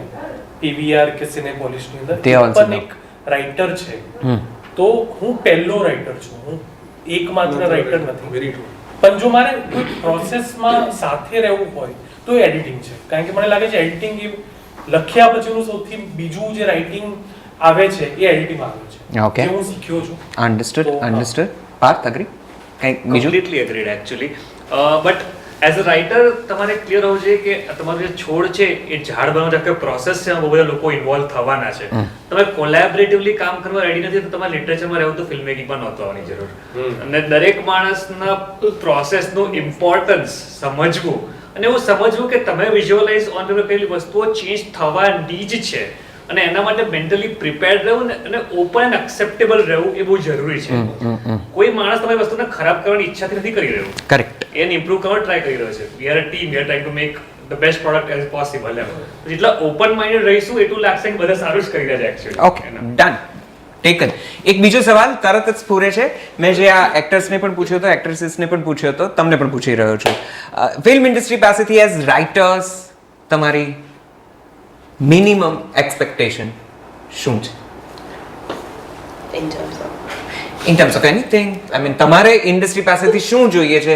શું એવું કંઈ પ્રોવિઝન જોઈએ છે, કોઈ સગવડ જોઈએ છે, કંઈ બીજું જોઈએ છે જે તમારી રાઇટિંગ પ્રોસેસને થોડી ઓર ખીલવે, ખોલે, તમને કંઈક થોડા વધારે સરસ કામ મળે, કિરદારો કરવાની કે લખવાની કે પ્રસ્તુત કરવાની તક આપે? What you expect from the industry as writers? Different levels ઉપર ટ્રસ્ટ. જેટલા પણ પહેલાં હિન્દીમાં, હવે ગુજરાતીમાં જેટલા પણ પ્રોડ્યુસર્સ સ્ટુડિયોઝને મળો, એ લોકોને તૈયાર સ્ક્રિપ્ટ જોતી હોય. તૈયાર સ્ક્રિપ્ટ જયભાઈ એક અઠવાડિયામાં સ્ક્રીન પ્લે લખી દે છે. મને આફ્ટર જય ડોળો કાઢ્યો કે ઓન રેકોર્ડ છે. ઓન રેકોર્ડ ઓન છે. રેકોર્ડ છે. મને લગતા બરાબર થઈ ગયું અઠવાડિયામાં. But after a lot of homework condition grasping કરે છે તમને. એ આઈ એમ શ્યોર કે જરા જુદો જ પ્રોજેક્ટ હશે જયનો એ. ના આપણા લાસ્ટ યરના ના ના થઈ જશે થઈ જશે was the result. પણ કહેવાનો મતલબ છે કે that is also a speed. મને 1 વર્ષ લાગે છે, that's also a speed. અને અહીંયા ફેક્ટરી છે લખવાની. ઓ માં. અરે છાપકામ ઇઝ આગળથી કહું તો ખરાબ લાગ્યો. આગળથી મને નામ edit કરાવજો. નામ edit કરી. એ કલા એમ્બીડેક્સ પર હું entrepreneur સાથે brand design એની વાત કરું તો એક વર્ડ બહુ યુઝ થતો હોય કે સ્કેલેબિલિટી નથી તમારા આઈડિયામાં તો નહીં ગ્રો થાય. મને રામમાં એ નથી લાગતું કે આમાં બહુ સ્કેલેબિલિટી છે. આ અલગ અલગ વસ્તુઓ બહુ કરે છે, લાઈક રામાયણ એન્ડ મારા પપ્પા super hero, extreme things coming down to એક અઠવાડિયું, મલ્ટિપલ પ્રોજેક્ટ્સ, મે બી 1 વર્ષ. રાજકુમાર હીરાની એવા કોઈ હશે જે 3 વર્ષ લગાવતા હશે. So everybody has their process and journey. But the quote unquote industry or the market place તમને ફક્ત તમારી પૂરી થાળી તૈયાર હોય ત્યારે એન્ગેજ કરવા માટે અવેલેબલ હોય છે, ત્યારે કમેન્ટ કરવા માટે, પરચેઝ કરવા માટે, એ કરવા માટે, અનલેસ ઓફકોર્સ તમે એમનું આઈડિયા ડેવલપ કરતા હો, which is a different thing. First of all તો મને લાગે પ્રોડ્યુસરે તો મને આઈડિયા આપવો જ ના જોઈએ. એ મારું કામ છે, હું બતાવીશ કે કયો આઈડિયા સારો ચાલી શકે, યા તમારો આઈડિયા હોય તો એ ક્યાં જશે એના માટે એક સર્ટન ટેન્યોર હોવું જોઈએ. એ જે ડેવલપમેન્ટ ટેન્યોર છે ને, એ ટેન્યોર કશું નથી, એ થોડા મહિનાઓ છે જેમાં ખાવા પીવાની સગવડ હોય, રાઇટિંગ ડેસ્ક હોય, મ્યુઝિક હોય, ચા હોય, અને તમે એમાં વગર કોઈ પ્રેશરના એક્સપ્લોર કરી શકો એ સ્પેસ કે તમે કશું લખવાનું શરૂ કર્યું તો એ ઇવોલ્વ થઈને nobody knows where it goes. Of course એક સર્ટન અકાઉન્ટેબિલિટી હોય, તમે બસ સિગરેટના ધુમાડો ના કરી શકો, તમને કશું આઉટકમ આપવાનું હોય. પણ એ જે લાર્જર ટ્રસ્ટ છે ને, કેમ કે I feel the highest or the most important creator is the writer. There is nobody. Understood. So you need more trust. You need more trust because More faith. actor આવે ને તો 1 મહિનો rehearsal, જો બહુ સિન્સિયર એક્ટર હોય 1 મહિનો performance, પતી ગઈ દુકાન. Same for other people, but for a producer or a writer, these are people જે લોકો જેમ આને કીધું કે એડિટિંગ બહુ રાઇટ છે વસ્તુ, પણ તમે એડિટિંગમાં કઈ રીતે સર્વાઈવ કરી શકો ત્યાં સુધી જો તમારા ઉપર એક લાર્જર એન્ગેજમેન્ટ ને ટ્રસ્ટ ના હોય. અને એટલે કોઈ ઇન્ડિવિજ્યુઅલ પૈસાની વાત યા કોઈ સ્ટુડિયોની વાત નથી, ઇટ્સ મોર ઓફ કે એ અપ્રોચ કઈ રીતે ફોર્મ થઈ. Understood. રામ? યસ, ફોર્ચ્યુનેટલી મને એ ફેસ કરવા નથી આવી, પણ હું ઇન્ડસ્ટ્રીના પોસ્ટર્સ બહુ ધ્યાનથી વાંચતો હોઉં છું અને રાઇટર્સ ક્રેડિટમાંથી પણ જાય છે અને એ મને બહુ દુઃખ લાગે છે. હજુ પણ 2023માં પણ તમે ઘરે બેઠા બેઠા કોફી પીતા પીતા ઇન્સ્ટાગ્રામમાં તમે પોસ્ટર જો ફિલ્મના, તો રાઇટરની ક્રેડિટ હોતી નથી. મને લાગે છે હજુ પણ જો રાઇટરે ક્રેડિટ માંગવી પડતી હોય તો એ વાત બહુ અનફોર્ચ્યુનેટ છે. તો મને લાગે છે ઇન્ડસ્ટ્રીએ એ રિસ્પેક્ટ ડિઝર્વ કરે છે, એ આર્ટિકલમાં રાઇટરનું નામ અને પોસ્ટરમાં રાઇટરનું નામ. તો એ હજુ સુધી ઘણા બધા ફિલ્મના પોસ્ટરમાંથી હું મિસિંગ જોઉં છું. તો એ મને એક લાગે છે. પેલો આગળનો સવાલ હું મારા ભાગનો જવાબ કેમ દઉં, મને નથી પૂછ્યો તમે જવાબ.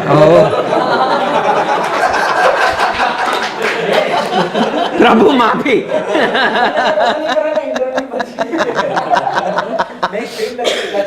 ડાયલોગ હતો ઉપરવાળો આપે ને આપણે વાટ જોઈએ કેવું મળે નહીં તો માંગી નું સુખ તો લઈ લે. હાસ તો વળી. તો મને જો રાઇટિંગ સાથે સાથે કોઈ બીજો ડિપાર્ટમેન્ટ મળ્યો હોય તો મારા એક્ટરનો સોશિયલ મીડિયા, કેમ કે ભંગાર કેપ્શન સાથે કેપ્શનો એટલા ભંગાર હોય ને, એકદમ નું ના ની થી તું તું માં તો એટલા mistake હોય. એટલે મને તું તું થઈ જાય ઈ ના નું માં. તો yeah of course social media. Hi done done. હું ભૂલી ગયો કે મારે કોને હવે પૂછવા. લાસ્ટ ક્વેશ્ચન અને પેલો અંદર હજી ઇટ ઇઝ બોઇલિંગ એનો આન્સર ઇઝ ધેટ કદાચ બધા અગ્રી કરશે અથવા નહીં કરે મને નથી ખબર, પણ આઈ થિંક સમવેર જ્યારે વાર્તા લખાતી હોય અને જો કાસ્ટિંગ થયા પહેલા સ્ક્રીન પ્લે લખાવા માંડે ને તો પછી તમે ક્યાંક ને ક્યાંક કોઈ એક એક્ટરને કે એક એક્ટ્રેસને કેરેક્ટરમાં જોવા માંડો અને પછી તમને એવું થાય કે જો આનું કાસ્ટિંગ થઈ જાય તો બહુ સારું. અને મને એવું લાગે છે ક્યાંક કે જો પોસિબલ હોય તો એટલીસ્ટ કાસ્ટિંગ પૂરતું, કારણ કે કેરેક્ટરના ન્યુઆન્સીસ રાઇટરને એક અટેચમેન્ટ હોય કે આ ટાઈપનું કેરેક્ટર આવું દેખાવ, એની બોડી લેંગ્વેજ આવી હોવી જોઈએ. તો ક્યાંક ને ક્યાંક અમુક એક્ટર કે એક્ટ્રેસ કોઈ જ જાતના પ્લાનિંગ વગર મગજમાં પ્રોસેસ દરમિયાન વસી ગયા હોય તો દેટ ઇઝ કોઈ દાટ વાળ્યો છે એવું નથી, પણ મને કદાચ એવું થાય કે એટલીસ્ટ એટલા પ્રોસેસ પૂરતું. તમે કહો તમારો ક્વેશ્ચન એવો છે જી દાટ વાળ્યો છે હું બોલ્યો તો બરાબર સ્વીકારું છું. વાળા અનુભવથી નથી કહેતી, પણ આઈ સ્ટીલ મને પર્સનલી તો કદાચ કાસ્ટિંગમાં તમે થોડોક role I would like to get involved play કરવા into માંગશો. that Correct, process.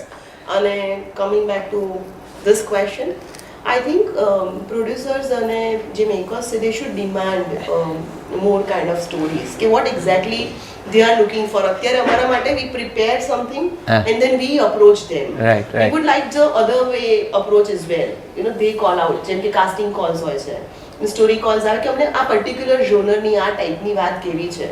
So it will be easy for us to reach to them as well rather than we hitting into the dark.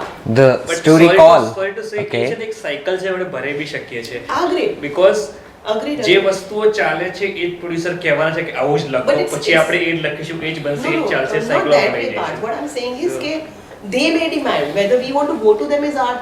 Supposing કોઈને X જોનરની film બનાવવાની છે, if I have a ready script, I know that he is looking for I it. get તો that. if they will roll out કે અમને આવું કંઈક જોઈએ છે તો ક્યાંક ને ક્યાંક it will help. જેમ કે નવા છોકરાઓ બી જે આવે છે એમના માટે બી it will be easier for them to Understood. Story call is the new term. આ કોન્વર્સેશનમાં એક આખો કોઈન થયો છે. કેવું જય તમે રહ્યા છો? હવે હું રામ પછી ના આ પેલા આખા એલિગેશન પછી હું ગભરાઉં છું કે હું એક કોઈનો ભૂલતો નથી ને. ઇન્ડસ્ટ્રી જોડે લાઈક એક વસ્તુ જે મારે જોઈએ છે એમ્પથી. લાઈક કારણ કે છે ને આ બહુ જ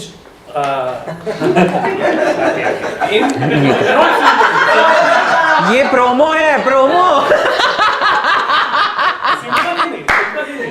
કારણ કે છે ને આ બહુ જ લોંગ પ્રોસેસ છે. તમે 6 મહિના કે 3 મહિના કે જયભાઈના કેસમાં એક અઠવાડિયું એક રૂમમાં બેસીને તમારી પાસે એમથી નહીં You did it to yourself. I agree. મેં કરેલું છે. હું આ થોડો I'm proud of it. એક રૂમમાં બેસીને તમે આખી વાર્તા બનાવો છો, બરાબર છે? તો તમારે એ પછી આગળ મૂકો છો, દરેક જણ પોતપોતાનું કંઈકનું કંઈક રાખે છે, તો એમની જોડે ખાલી એમ્પથી મેઇન જોઈએ છે. બીજું બધું તો છે લોજિસ્ટિક્સ, પણ એ લોકો એ વસ્તુને રિસ્પેક્ટ કરે. રાઇટરને નહીં, પણ એનું જે કામ છે એને રિસ્પેક્ટ કરે. રાઇટરને દે કેન લાઈક કાઢી નાખે વાંધો નથી, પણ એના કામને રિસ્પેક્ટ મળવી જોઈએ. થોટ આપની વાત પરથી જ હમણાં જ એક ઇવેન્ટ થયો જેનો સબ્જેક્ટ હતો કે ગુજરાતી ફિલ્મો કોણ ચલાવે છે, સ્ક્રિપ્ટ કે સ્ટાર. સ્ક્રિપ્ટને પણ સ્ટાર માનવાની જો વૃત્તિ હોય ને તો સારું હોવે. આવું તું ત્યાં બોલ્યો તો એટલે તે ત્યાંનું તે અમારા મંચ ઉપર કોટ કર્યું તે ત્યાંનું અમે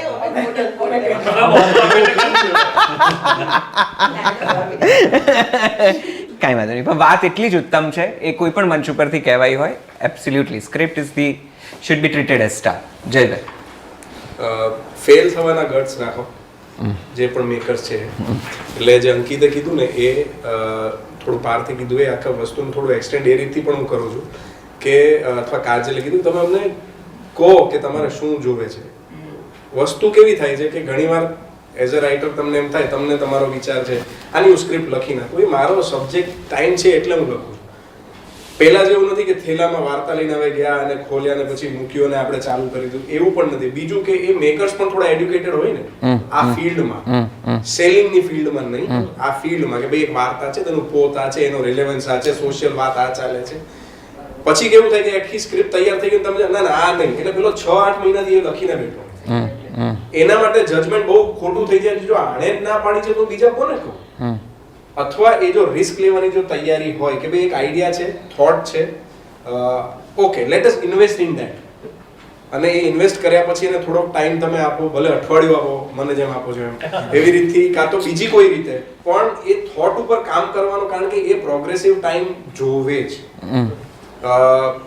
મેઇન ચેલેન્જ રાઇટરને આવે છે કે વાર્તા ક્રેક કરવાનું. સ્ક્રિપ્ટ તો કદાચ લખાઈ જાય છે, પણ જે વાર્તા જો ક્રેક નથી થતી ને, અને એને વર્ષ લાગે, 2 વર્ષ, 10 વર્ષ લાગે, જે પણ સમય લાગે, પણ જો એક મેકર એમાં ઇન્વેસ્ટ કરે ને time and money and empathy and responsibility, તો એ પછી એ લોનલી નથી રહેતો, અને એમાંથી જે આઉટપુટ આવે છે ને બહુ જ કલેક્ટિવ એફર્ટ સાથે આવે છે, કારણ કે પછી એ બધા પોતાનું પ્રોડક્ટ સમજીને કરે છે. નહીતર અત્યારે કેવું છે કે રાઇટર વિચાર ન ગમી ભાઈ કહેવા તો કોઈને ગમતી નથી, બીજી લખું. એટલે કદાચ જે તમારો પ્રશ્ન હતો ને ત્યાં પણ આ તો સર્વાઈવ કરવું અઘરું છે કે નહીં, એવી પરિસ્થિતિમાં કદાચ સર્વાઈવ કરવું અઘરું થઈ જાય છે. અને એવી પરિસ્થિતિમાં કદાચ આવું એક્સપેક્ટ આપણે કરી શકીએ, જો રાઇટર રિસ્ક લે છે 6 મહિના કંઈ જ કમ્પન્સેશન એક્સપેક્ટ કર્યા વગર કે રેકગ્નિશન કે એમ્પથી એક્સપેક્ટ કર્યા વગર, તો જો કોઈને વાત ગમી જાય છે, જ્યારે પણ થાય આવો સમન્વય થાય, તો એટલીસ્ટ એમાં ઇમિડિયેટલી ઇન્વેસ્ટ કરવું બહુ જરૂરી છે. અને એવું નહીં કે 2 મહિના ઊભી કરો, લાવો આપણે ચાલુ કરો, કાસ્ટિંગ થઈ ગયું છે, એક્ટરને વાત થઈ ગઈ, નહીં, ગીવ ધેટ ટાઈમ, પછી કરો. અને આઈ થિંક આપણી સામે પ્રોડક્ટ છે જ, અને આવશે પણ ખરા, કે જેને વ્યવસ્થિત ટાઈમ લેખન કાર્યમાં મળ્યો છે ને, ત્યારે ફિલ્મો પડદા પર ચાલી છે. એટલે હું વાઉચ એટલે પણ નથી કરતો કારણ કે મેં મજા કરી તે ફિલ્મમાં, પણ મેં પ્રોસેસ જોઈ છે, I been witness to that first hand. Correct understood. So time જોઈએ છે, ફેથ જોઈએ છે, એમ્પથી જોઈએ છે, રિસ્પેક્ટ કદાચ. યસ, રાઇટર એક પહેલો કેરેક્ટર હોય છે જે ફિલ્મ ક્યાંય પણ ઇવન પેપર પર બી ના બની હોય એ પહેલા. સો આઈ થિંક જે પ્રોફેશનલી તમારે જે ડોક્યુમેન્ટેશન એમાં why not we accelerate that process while the writer so I have been through that કે તમારે you have to chase them. Sir, contract, it's not about money but it's about the contract. તમે actor સાથે કરશો, જે actor તમને 10 changes આપશે તમે પ્રેમથી રિસ્પેક્ટફુલી કરશો, but that does not happen with the writers. We at times need to chase them, which is not fair. Okay, understood. So the first action show that same professionalism. Thing, આ contract વાળી હજી થોડી ઓછી છે, પણ થઈ નથી જશે. એવું નથી, હા. પણ એ ત્યાં હેઝિટેશન હોય છે, અર્લી સ્ટેજમાં બહુ હેઝિટેશન. Okay. કેમ કે રાઇટરને શું હોય કે એવું લાગે કે હું ક્યારે કહી શકીશ કોઈને કે અચ્છા હું આ લખું છું, કેમ કે એને ત્યારે જ ખબર પડશે. અધરવાઇઝ રાઇટિંગ એવી જોબ છે ને કે ભાઈ તમારી જ પેન પેપર છે, તમારી જ પાસે પડ્યું છે, તમે લખી નાખો. નો, એના માટે સાઇનિંગ અમાઉન્ટ લઈ લેવાની. સાઇનિંગ અમાઉન્ટ બેસ્ટ છે. Master class 2. નથી મળતા. અને ખાતામાં લેવાની. જય ભટ્ટના માસ્ટર ક્લાસમાં અને તો ફેકલ્ટી રામ મોરી.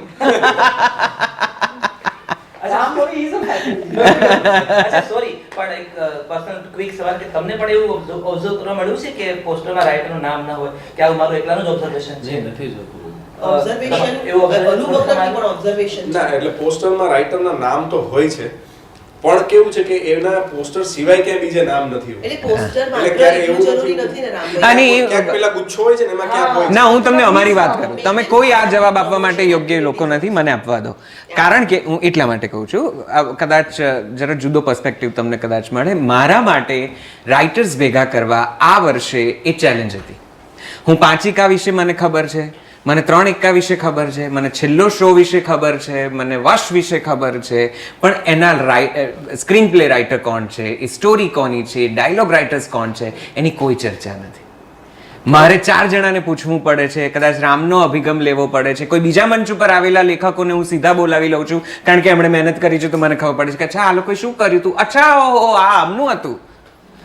એટલે તું કહે છે એ જવાબ અહીંયા કદાચ તને મળી શકે. Poster is one of the tools જ્યાં અમારા જેવા કદાચ દૂરથી માત્ર ફિલ્મોને એક બિગ સ્ક્રીન ઉપર એક વિઝ્યુઅલ કે એક પ્રોપર સ્ટોરીની જેમ જોતા લોકોને ખબર ન હોય કે એનો લેખક આ છે, એનો મૂળ વિચારક અહીંયા છે, તો poster is one of the tools, પણ એક્ઝેક્ટલી જય કે જે બીજા મિત્રો કહી રહ્યા છે કે વારંવાર અને સતત અને દરેક જગ્યાએ નથી થતું.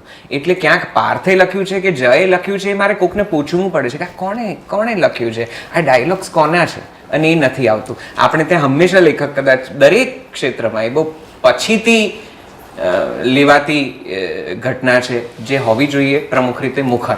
નૈશદભાઈ, મેં થિયેટરમાં જોઈ છે જેટલી વખત પણ નાટક જોવા જાઉં ને, એટલે એક્સ લિખિત એક્સ દિગ્દર્શિત અથવા એક દિગ્દર્શિત એક્સ વાય લિખિત, તો પછી એ માધ્યમ ખાલી બદલાયું છે. ઇનફેક્ટ હોલિવૂડમાં હજી એવી ક્યાંક પેટર્ન છે કે જેણે લખી છે એની સેકન્ડ ફિલ્મ કે ધીસ ઇઝ બાય હુએવર XYZ આવે છે, અને આ એની ફિલ્મ લખેલી છે અને તમે જુઓ directed by whoever the produced by whatever production house. Even just to add to that, જો 6 રાઇટર એમાં જોડાયા હોય ને કોઈ પણ તો સ્ટેજે, 6 ના નામ હોય અને 7મો પણ જો ખાલી ત્યાંથી બોલતો હશે તો 7 ના નામ હોય. Absolutely. Okay, on that note હવે મારે એક બીજી વાત પર આગળ વધવું છે. ગયા વર્ષે જોયેલી તમે જોયેલી અને લેખક તરીકે તમને ખૂબ પસંદ પડેલી ગયા વર્ષની ગુજરાતી ફિલ્મ કઈ, અને એક ફિલ્મ જે તમને બિલકુલ પસંદ ના પડી એ ફિલ્મ કઈ? ચાલ પાર્થ, તું જ જવાબ આપ. સરસ હશે છે તું. કોન્ટ્રોવર્શિયલ આન્સર મારે પહેલા આપવાનો. સિક્વન્શિયલી છે ને અહીંયા અરે એટલે થઈ ગયું કે દેખાવ નહીં. હવે વચ્ચે આવતી કરો કે આમ નહીં કરો. કઈ ગયા? આમ નહીં કરો. એ એ આજે જ એક ભાઈ ઓલા ફેસબુકમાં મૂકે છે ને 90 નામ મૂક્યા છે. તો લાસ્ટ યર 90 પિક્ચર રિલીઝ થઈ છે. એ કોઈ પણ જે બહુ ગમી હોય, જે કદાચ ન ગમી. Ankit is ready. બસ યસ સર. બહુ જ ગમી. Story answer. બહુ ગમી એઝ અ રાઇટર, બહુ ગમી મને. અગેન જે વિઝ્યુઅલની વાત કરી અને જે કોઈ હમણાં કીધું હતું કે એ બંગલોની અંદર તમે કેટલું એક્સપ્લોર કરી શકો, તમે ઓછા કેરેક્ટર્સને કેટલું એક્સપ્લોર કરી શકો, જે એકચ્યુઅલી નાટક ના કહેવાય. નહીં તો મને એ બહુ મોટું એક ચેલેન્જ હતું હોય કે વન લોકેશનને રાઇટર યા પ્રોડ્યુસર એક નાટકને ફિલ્મ બનાવી દેતો હોય, પણ ફિલ્મ જ લાગી. આની જે આમાં જે વિઝ્યુઅલ વોયલન્સ હતું, જે ડિસ્કમ્ફર્ટ હતું, અને જે લોજિક વગરનું જોકર જેવી વાત આપણે ડાર્ક નાઇટમાં જોઈ હોય, યા સ્ટ્રીક ઓફ ઇલ ફેટ તમે જુઓ, એની મને એઝ અ રાઇટર એમાં જે રીતે બહુ ઓછા ટાઈમમાં ઇસ્ટેબ્લિશ કર્યું હતું. સિમ્પલી અ ફેમિલી એમના ફાર્મ હાઉસ જાય છે, એટલામાં એક સ્ટોપ લે છે અને પૂલમાં રમે છે, અને પછી થિંગ્સ સ્ટાર્ટ ટેકિંગ આપણે રાઇટિંગમાં ઇકોનોમી ઓફ રાઇટિંગ કહેતા હોઈએ. અને મને એ બહુ ફેસિનેટ કરે છે, કેમ કે આઈ ફીલ કે જેટલા કન્સ્ટ્રેન્ટ્સ હોય ને એટલું તમારું સ્કિલ કે આર્ટ વધારે નિખરીને આવતું હોય. સુવાસ વશ બહુ ગમી હતી. યસ, કઈ નથી ગમી? એ મને નથી લાગતું કે આવો જવાબ આપવું પણ કેમ? It's not a warm and nice thing to say. Why I tell you, કેમ કે હું ડિરેક્ટર પણ છું, અને જ્યારે હું અસિસ્ટન્ટ હતો ને બહુ બધી ફિલ્મોમાં, I tell you why I, and I don't want to be political about it, I want to actually talk about it, કે બહુ ઈઝી છે કોઈ વસ્તુને ક્રિટિસાઇઝ કરવું. અંકિત, ના ના, આઈ એમ સિરિયસ. Come on. કે એ બહુ ઈઝી છે ક્રિટિસાઇઝ કરવું, અને તમે જાહેર મંચ ઉપર પ્રામાણિક ના થઈ શકો તો આ બધી વાતો બધી ખેર લેખક તરીકે ખેર આ મારો જસ્ટ એક ઓપિનિયન છે. ને આ સવાલ હું ઘણાને પૂછી ચૂક્યો છું, જયને અને રામને, તો એના ઘણા અનુભવો પણ છે. અને એ આ માત્ર પ્રામાણિક ચર્ચા છે. કશું ન ગમવાથી કે આપણે કોઈને અપ્રિય થઈ જઈશું કે એની જોડે મળવા લાયક કે નહીં રહીએ, હું એવું બહુ માનતો નથી. Yes Parth. You stole my answer. Wash. Definitely wash. પણ just to add to that, Washમાં there are 2 more other people. Another guy is Harshvardhan. Yes અને પોત હતું ચેતન દૈયા. યસ. અને એને જે મઠારી છે ને એ માત્ર ને માત્ર કૃષ્ણદેવ યાજ્ઞિક જ કરી શકે. કરેક્ટ. કારણ કે એ થોટ પર એક્સેપ્ટન્સ મૂકવું અને પછી જે આ વશીકરણ વાળી વાત ઇન્ટિગ્રેટ આખી કરવી, અને જે એક જ કારણ કે એક લિમિટેડ સેટઅપ હતું ને એમાં જે એમણે block, I think there are 4 writers involved in Wash, એટલે I think that is the reason why you અમે ચેતન દહિયાને મિસ કરીએ છીએ. અમે ખૂબ પ્રયત્ન કર્યો એમની સાથે અહીંયા એમને ઇન્વાઇટ કરવાનો. સમહાવ છેલ્લી ઘડીએ કંઈક સ્કેડ્યુલ આગા પાછા થઈ ગયા. બાકી yes Also like you said, વર્ષનો જે ઓરિજિનલ સીડ શું હતો, વાત શું હતો, અને પછી ઇવોલ્વ થઈને શું બની છે, મને એકચ્યુઅલી આખો પ્રોસેસ ખબર છે અને ઇટ્સ અ બ્યુટીફુલ ઇવોલ્યુશન. અને લાઈક હી સેડ, એક લોકેશનમાં આટલો એન્ગેજિંગ સ્ક્રીન પ્લે લખવો and steel keeping it cinematic, નાટક જેવું ફીલ ન આપવું, ધેટ્સ અમેઝિંગ. અને એ કેડી જ કરી શકાય, આઈ ગેસ. ન ગમેલી, ઓછી ગમેલી film. again like he said, why to કોઈ આટલી મહેનત કરીને ફિલ્મ બનાવી, આટલો એફર્ટ નાખ્યો, કેમ કોઈને બધા ક્રિટિસાઇઝ કરે? આપણે કોઈ પણ હિન્દી ફિલ્મ કે મૂવી જોઈને આપણે એવું તો કહી જ દઈએ છીએ કે આ નથી ગમી. ત્યારે તો આપણને એવા વિચારો નથી આવતા. ના આપવો હોય તો કાંઈ વાંધો નહીં, જવાબ હું ખાલી સામે મારો મુદ્દો મૂકવાની કોશિશ કરીશું. કેવું વુડ યુ મને સૈયર મુરીરે ગમી હતી અને વર્ષ તો ગમી હતી કારણ કે એ મારું ગમતું જોનરા છે. અને હું જવાબ આપીશ કે મને કઈ ઓછી ગમી. જી વી વુડ એપ્રિશિએટ ધેટ. મને હું અને તું મેં જોઈ હતી તો મને થયું કે હા તો કેમ તુંય કહે છે. Yes sorry. મને થયું કે એ ફિલ્મમાં વધારે કંઈક થઈ શક્યું હોત. એનો જે વાર્તા જે હતી તો સ્ક્રીન પ્લેમાં ક્યાંક ને ક્યાંક એ વાર્તા ખોવાતી ગઈ એવું મને લાગ્યું. Okay taken. Kajal? Obviously, Persh, for sure, everybody has loved that film. એટલે there is no question about it. અને રામ અહીંયા બેઠો છે એટલા માટે નહીં, રામ અહીંયા બેઠો છે એટલા માટે નહીં, પણ આઈ વોઝ વેરી એક્સાઇટેડ જ્યારે મેં ટ્રેલર્સ જોયેલા ત્યારથી કચ્છ એક્સપ્રેસ. મે બી કદાચ થોડું ફેમિનિઝમ મારી અંદર હોઈ શકે તો, આઈ એમ નોટ અ ફેમિનિસ્ટ, પણ ડાયલોગ્સ મને ખરેખર બહુ ગમ્યા. મને પરફોર્મન્સ વાઇઝ બહુ જ ગમી. મેકિંગ વાઇઝ મને બહુ સમજ નથી પડતી અને બ્લેસિંગ્સ ઇન ડિસગાઇઝ. એટલે I was really looking forward to that film અને મને ખરેખર બહુ જ ગમી. અને ના ગમતી ફિલ્મમાં મને ખરેખર નામ યાદ નથી, પણ એક જુદાઈની જ વાર્તાની ઉઠાંતરી કહીના ઉઠાંતરી શબ્દ માટે કોઈ તમે એડિટ કરી દેજો. હા એક્ઝેક્ટલી, એક જુદાઈ. That is why we require joy here. અને મને એવું થાય કે આટલા બધા વિષયો લઈને આપણે બધા ફરીએ છીએ. જયભાઈ એમ કહું કે થેલો લઈને નથી ફરતા, પણ મનની અંદર તો પટારો લઈને બધા ફરીએ જ છીએ. ત્યારે શા માટે? વિષયો શા માટે તમે રેપ્લિકેટ કરો છો? ને રેપ્લિકેટ જ કરવું હોય તો થોડા ઇનોવેટિવ, થોડા વધારે ક્રિએટિવ, થોડું વધારે એની અંદર. અન્ડરસ્ટુડ. સો ચાર ફેરાનું ચકડોળ ઓર કપિલ. તો મને કચ્છ એક્સપ્રેસ બહુ ગમી હતી. અને કચ્છ એક્સપ્રેસમાં હા એક બે પોઈન્ટને સ્ક્રીન પ્લેને બાદ કરતા કે શું કામ હતું, પણ ઓવરઓલ જે એમાં ડાયલોગ હતા, હા તમે સમજી ગયા કે શેની વાત કરું છું. હું તો એક્ઝેક્ટ ટાઈમિંગ એ કહી હતું. ના ના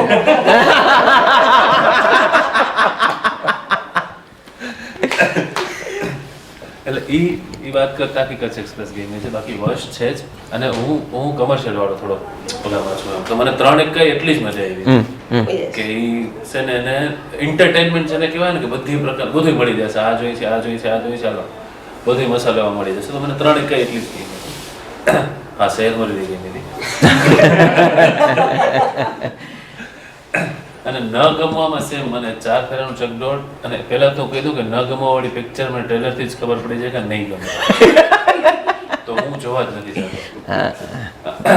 હા પ્રીમિયરમાં નથી જતો પણ હા ચાર ફેરાનું ચકડોળ મેં જોઈ. એ મને સારું થઈ શકતું હતું એમાં ઘણું. ઓકે.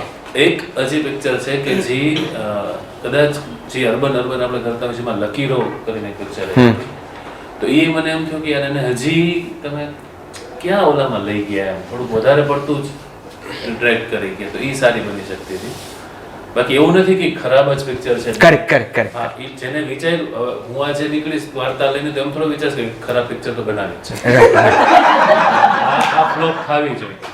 હું એટલે જ હું પાર્થને અને અંકિતને એ જ કહેતો હતો કે કોઈની પ્રામાણિક ઓપિનિયનથી કોઈકના અફોર્ડ્સને આપણે બહુ ક્વેશ્ચન નથી કરતા. દરેક વ્યક્તિ પોતાની રીતે સરસ જ કરવાની કોશિશ કરે છે. વ્યુઅર તરીકે આપણને ગમી કે ન ગમી કે ઓછી ગમી એવો આપણો મંતવ્ય હોઈ શકે નહીં. જાહેર કરવામાં હું વાંધો નથી સમજતો એઝ એન એન્કર અને આ પ્લેટફોર્મ પર. ધેટ ઇઝ વોટ આઈ અને એમાં પાછા ઘણા ફેક્ટર્સ છે ને. એબ્સોલ્યુટલી ટેકન બધા ફેક્ટર્સ કામ કરતા હોય છે. એવું નથી કે ક્યારેક એક્ટર છે ક્યારેક પેલું કહે છે ને કે સમય સારો ના હોય, વાર્તા બહુ સરસ હોય, કદાચ બધું સેટ ના થાય ને ન બને. જય મને તાજેતરનો જ અનુભવ છે. હરિઓમ હરી બહુ મજા આવી. કમ્પ્લીટ પેકેજ લાગેલું. બીજું કે 3 એક્કામાં હું બહુ હસ્યો, ઘણા વખત પછી આખું મન મૂકીને હું હસ્યો, અને મારી એક એક્સપેક્ટેશન હતી કે આ છે એ હતું પણ અલગ રીતે એટલે આ 2 ફિલ્મોમાં મેં એન્જોય બહુ કર્યું. અને એક તો તમે નામ બોલ્યા એ 4 ફેરાનું ચકડોળ, એટલે મને વાંધો નથી તમે એડેપ્ટ કરો છો ક્યાંથી, પણ મૂકી દેતા હતા આટલું આ કરીએ પછી બીજું કરીએ છીએ એવું હતું. અને બીજું હતું બચુભાઈ, એટલે જબરદસ્ત ટેલર ટીમ, પણ કદાચ કોઈને યાદે નહીં હોય કે શું છે, પણ એ કદાચ મારી એક્સપેક્ટેશન એટલી બધી હતી કે કદાચ મજા આવશે, પણ હું રિલેટ જ ન કરી શકું, પાછું બહુ દૂર જોવા જવું પડે એટલે but I really wanted that film to, કારણ કે one line બહુ સ્ટ્રોંગ હતી, an elder guy going to the college and then reliving those days કે નથી જીવેલા દિવસો એ કરે છે, એટલે હું સખત એમાં નાસીપાસ થયો. Okay, taken. રામ? સો અઘરું છે ગમેલી ફિલ્મો, કારણ કે 3 એવી સીધી તરત મને નામ આવી. પહેલું તો છેલ્લો શો, મને એકદમ છાતી ગજગજ મારી ફૂટતી જી જી જી, આપણે જોડે હતા ને આપણે યસ, આપણે 3 જોડે હતા યસ. પહેલી તો છેલ્લો શો નામ આપીશ, બીજું આપીશ ચબૂતરો. મને એટલું સારું લાગ્યું જી જી કે ચબૂતરો ગુજરાતીમાં બની છે, અને થર્ડ સૈયદ મૌલી. આ 3 એવી ફિલ્મો હતી આ વર્ષની જ્યાં મને થયું કે મેં ખૂબ એન્જોય કરી છે આ ફિલ્મ દરેક ડિપાર્ટમેન્ટમાં. નથી ગમેલી ફિલ્મમાં એક તો હું અને તું અને મીરા, આ 2 એવી ફિલ્મો હતી જ્યાં મને એવું લાગ્યું કે અહીંયા હજુ, એટલે ત્યાં ઘણીવાર રાઇટર તરીકે તમે આવી જતા હો કે હું હોત હું કામ કરતો હોત તો હું જે આ પાસામાં કામ કરત, તો હું અને તુંમાં મને એવું થયું કે વાત સરસ હતી, પણ એ વાતનું પ્રેઝન્ટેશનમાં કાચું કપાયું છે. સેમ મીરા સાથે મને થયું કે મીરા જ્યારે મેં જોઈ ત્યારે, અને બળિયા બંને ફિલ્મો ટિકિટ જવા ગયો છે કે આ 2 ફિલ્મો નહીં ગમેલી ફિલ્મો. કરેક્ટ. 2 મૂવીઝ વિશે વાત કરવી જ છે. વર્ષ ડેફિનેટલી બહુ જ બધાને ગમેલી ને ખૂબ વાહવાહી પામેલી, ને જ્યારે સાવ જુદા જ પ્રકારનું વૈવિધ્ય, એક જ ધડાકે આપણે 10-15 પગથિયા ઉપર ચડી ગયા હોઈએ અને મોટો જમ્પ લીધો હોય વિષયની દ્રષ્ટિએ, જે કદાચ હિન્દી સિનેમાએ પણ વશીકરણને હજી સુધી આટલું બધું એક્સપ્લોર નથી કર્યું, કે વાત જ નથી કરી, એના ઉપર આપણે આખી મૂવી મૂકી દીધી.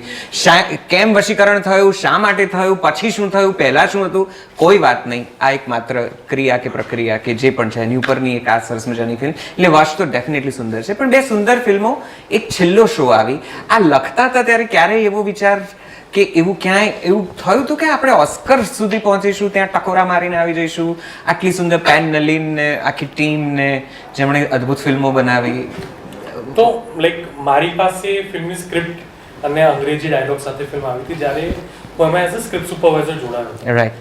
અને એ જ્યારે મેં પહેલી વખત, મને યાદ છે કે એમને મળવાનું હતું ને મારી પાસે 2 કલાક હતા, ને મારે એ સ્ક્રિપ્ટ વાંચીને એમને મારો રિવ્યૂ આપવાનો હતો, ને ખાલી એક મીટિંગ ફિક્સ થઈ હતી કે તમે કામ કરશો કે નહીં કરો મારી જોડે, એટલે કારણ કે મને એવું હતું કે મને લે. તો એ સ્ક્રિપ્ટ મેં વાંચી ત્યારે ક્યારેક અમુક સ્ક્રિપ્ટ તમને વાંચતા ખબર પડે છે કે આ બહુ લાંબુ જશે, તો મને ઓસ્કાર ને એ બધું નહીં, પણ મને હતું કે આ ફિલ્મ કંઈક અલગ છે. આ મને લાઈક એ આખી ફિલ્મ હું જોઈ શકતો હતો. એમણે લખી હતી એ રીતે કે બહુ જ આમ ટૂંકાનમાં, બહુ લાંબા સેન્ટેન્સીસ કે પછી બહુ નોવેલિસ્ટિક વર્ણનો નહોતા. એમને જે થવાનું હતું એ લખ્યું હતું, એના સિવાય બીજું કોઈ જ નહીં કે આમાં મારો આ ટીક છે કે આ મેટાફોર છે.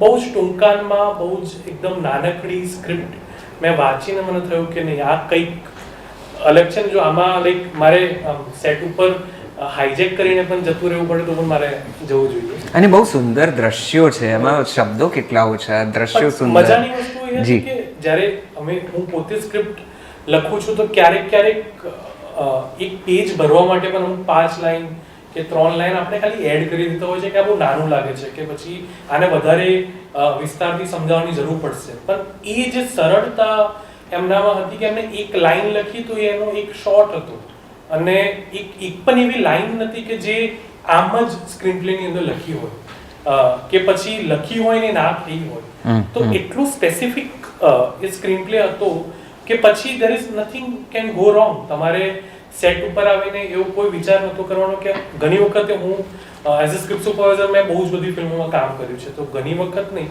મોસ્ટ ઓફ ધ ટાઈમ એવું થાય કે તમે સીન લઈને સેટ ઉપર જાઓ ને તમારે પછી પૂછવું પડે કે ઓકે લખ્યું તો છે પણ હવે શું કરવાનું છે. ત્યાં એવો કોઈ પ્રશ્ન હતો કે હવે શું કરવાનું છે? અને એક બે વખત મેં ભૂલથી પૂછી પણ લીધું, તમે કીધું કે જે લખ્યું છે એ જ કરવાનું છે. વાહ, તો વાહ. yeah, many congratulations for the છેલ્લો શો. મને લાગે છે ગયા વર્ષે છેલ્લો શો ગુજરાતી ફિલ્મોને મળેલી અદ્ભુત ભેટ છે. સિનેમેટિક એક્સપિરિયન્સ ગુજરાતી સિનેમાનો એણે જે રીતે લેવલ અપ કર્યો છે એ ઇન્ક્રેડિબલ છે. So many congratulations to you. અત્યારે રૂબરૂ બેઠા છો એટલે, અને આખી ટીમને અમારા અભિનંદન પહોંચાડજો. And we are hoping more cinema like this. આવી ફિલ્મો તમે વધારે લઈને આવો એવી આશા છે. પાંચિકા નેશનલ એવોર્ડ સુધી સફર કરી આવી. 2018ની ભલે વાત હોય, 2023માં અત્યારે પોંખાઈ હોય. Did you ever think about it કે પાંચિકા આવું કંઈક સરસ મજાની મુકામ હાંસલ કરશે, કંઈક સરસ સફળ થશે?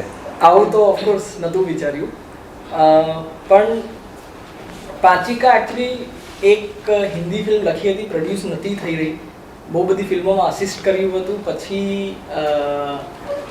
એકવાર તો એક ફિલ્મ બનાવીએ એ ડેસ્પરેશનથી બની છે, અને એટલા માટે એના અંદર કોઈ મોટા કેમેરા આટલા વર્ષ જ્યાં કેમ્પ્સમાં કામ કર્યું હોય યા ઇક્વિપમેન્ટ્સ કે રિસોર્સિસ એ કશું નથી. અને એટલા માટે જ્યારે મેં પહેલાં સેન્ટિયોગોની સ્ટોરી કીધી, મને લાગ્યું કે એક જગ્યા ખબર છે આપણને ગુજરાત, ત્યાં નવા નવા લગ્ન થયા હતા તો વાઈફ સાથે ભૂ જાતે બધી જગ્યા હરતા ફરતા કોઈ સ્ટોરીને લઈને એમાંથી અડેપ્ટ કરીને બનાવી.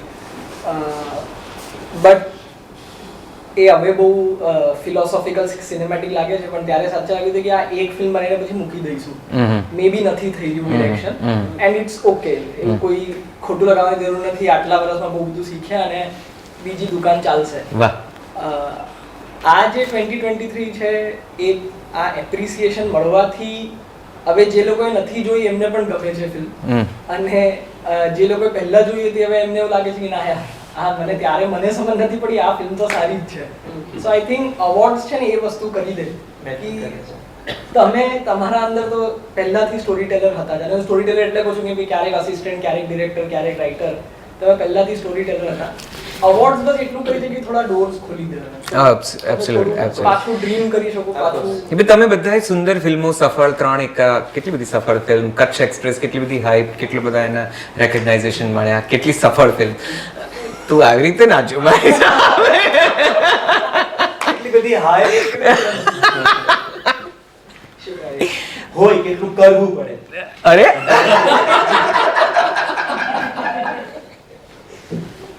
હું બધા તારા જ પ્રોમો કાપું એવું કરું?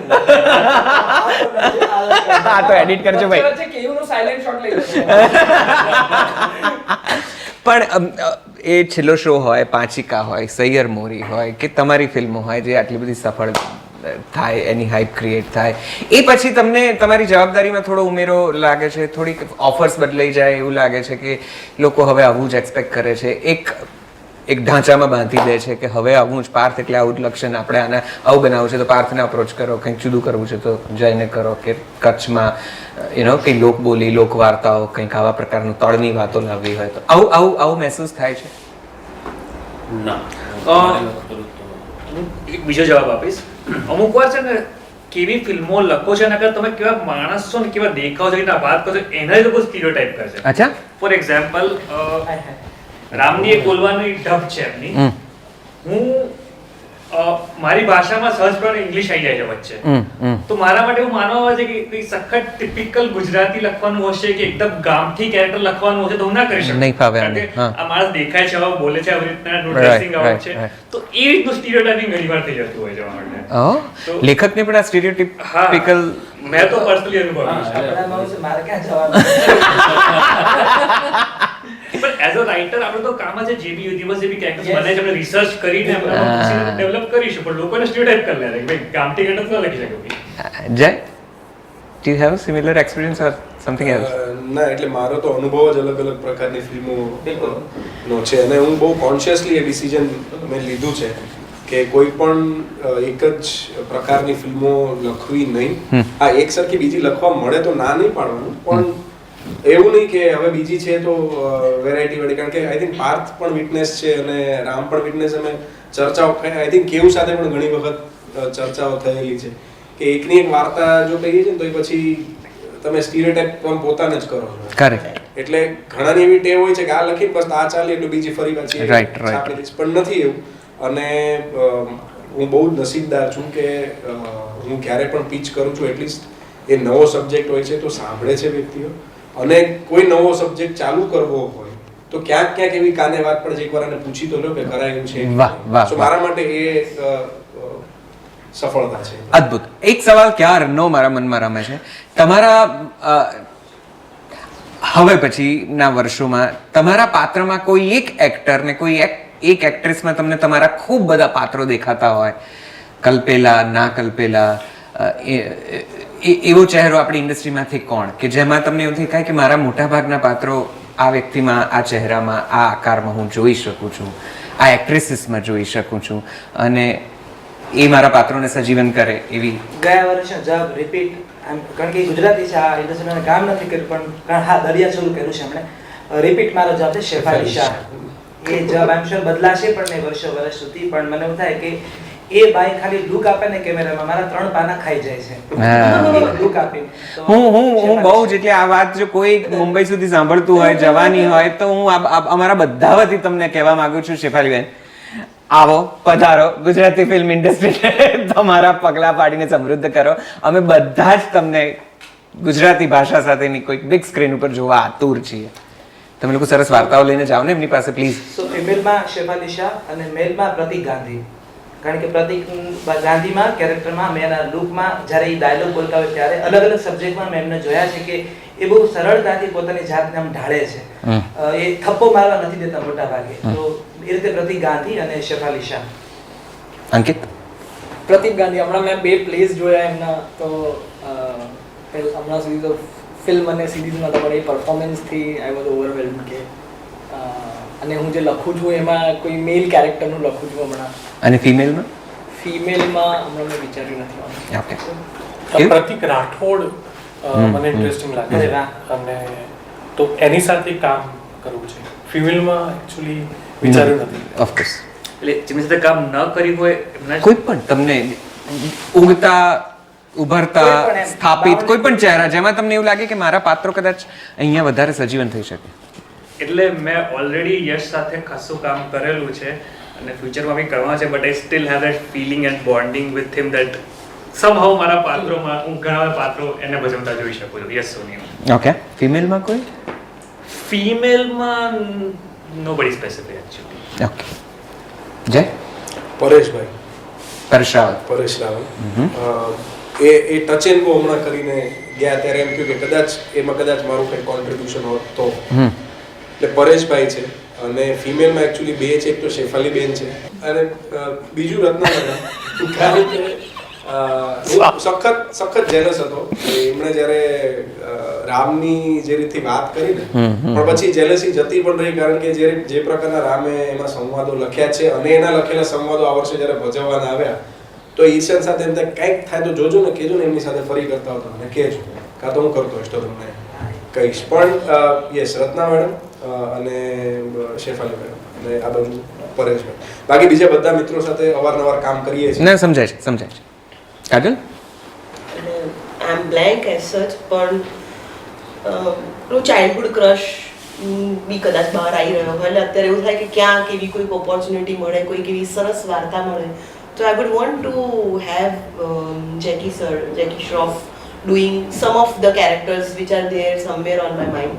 બાકી આપણી ઇન્ડસ્ટ્રીમાં જે દિગ્ગજો છે ઓબ્વિયસલી ક્યાંક ને ક્યાંક બધાના માના પટલ પર હશે જ હશે.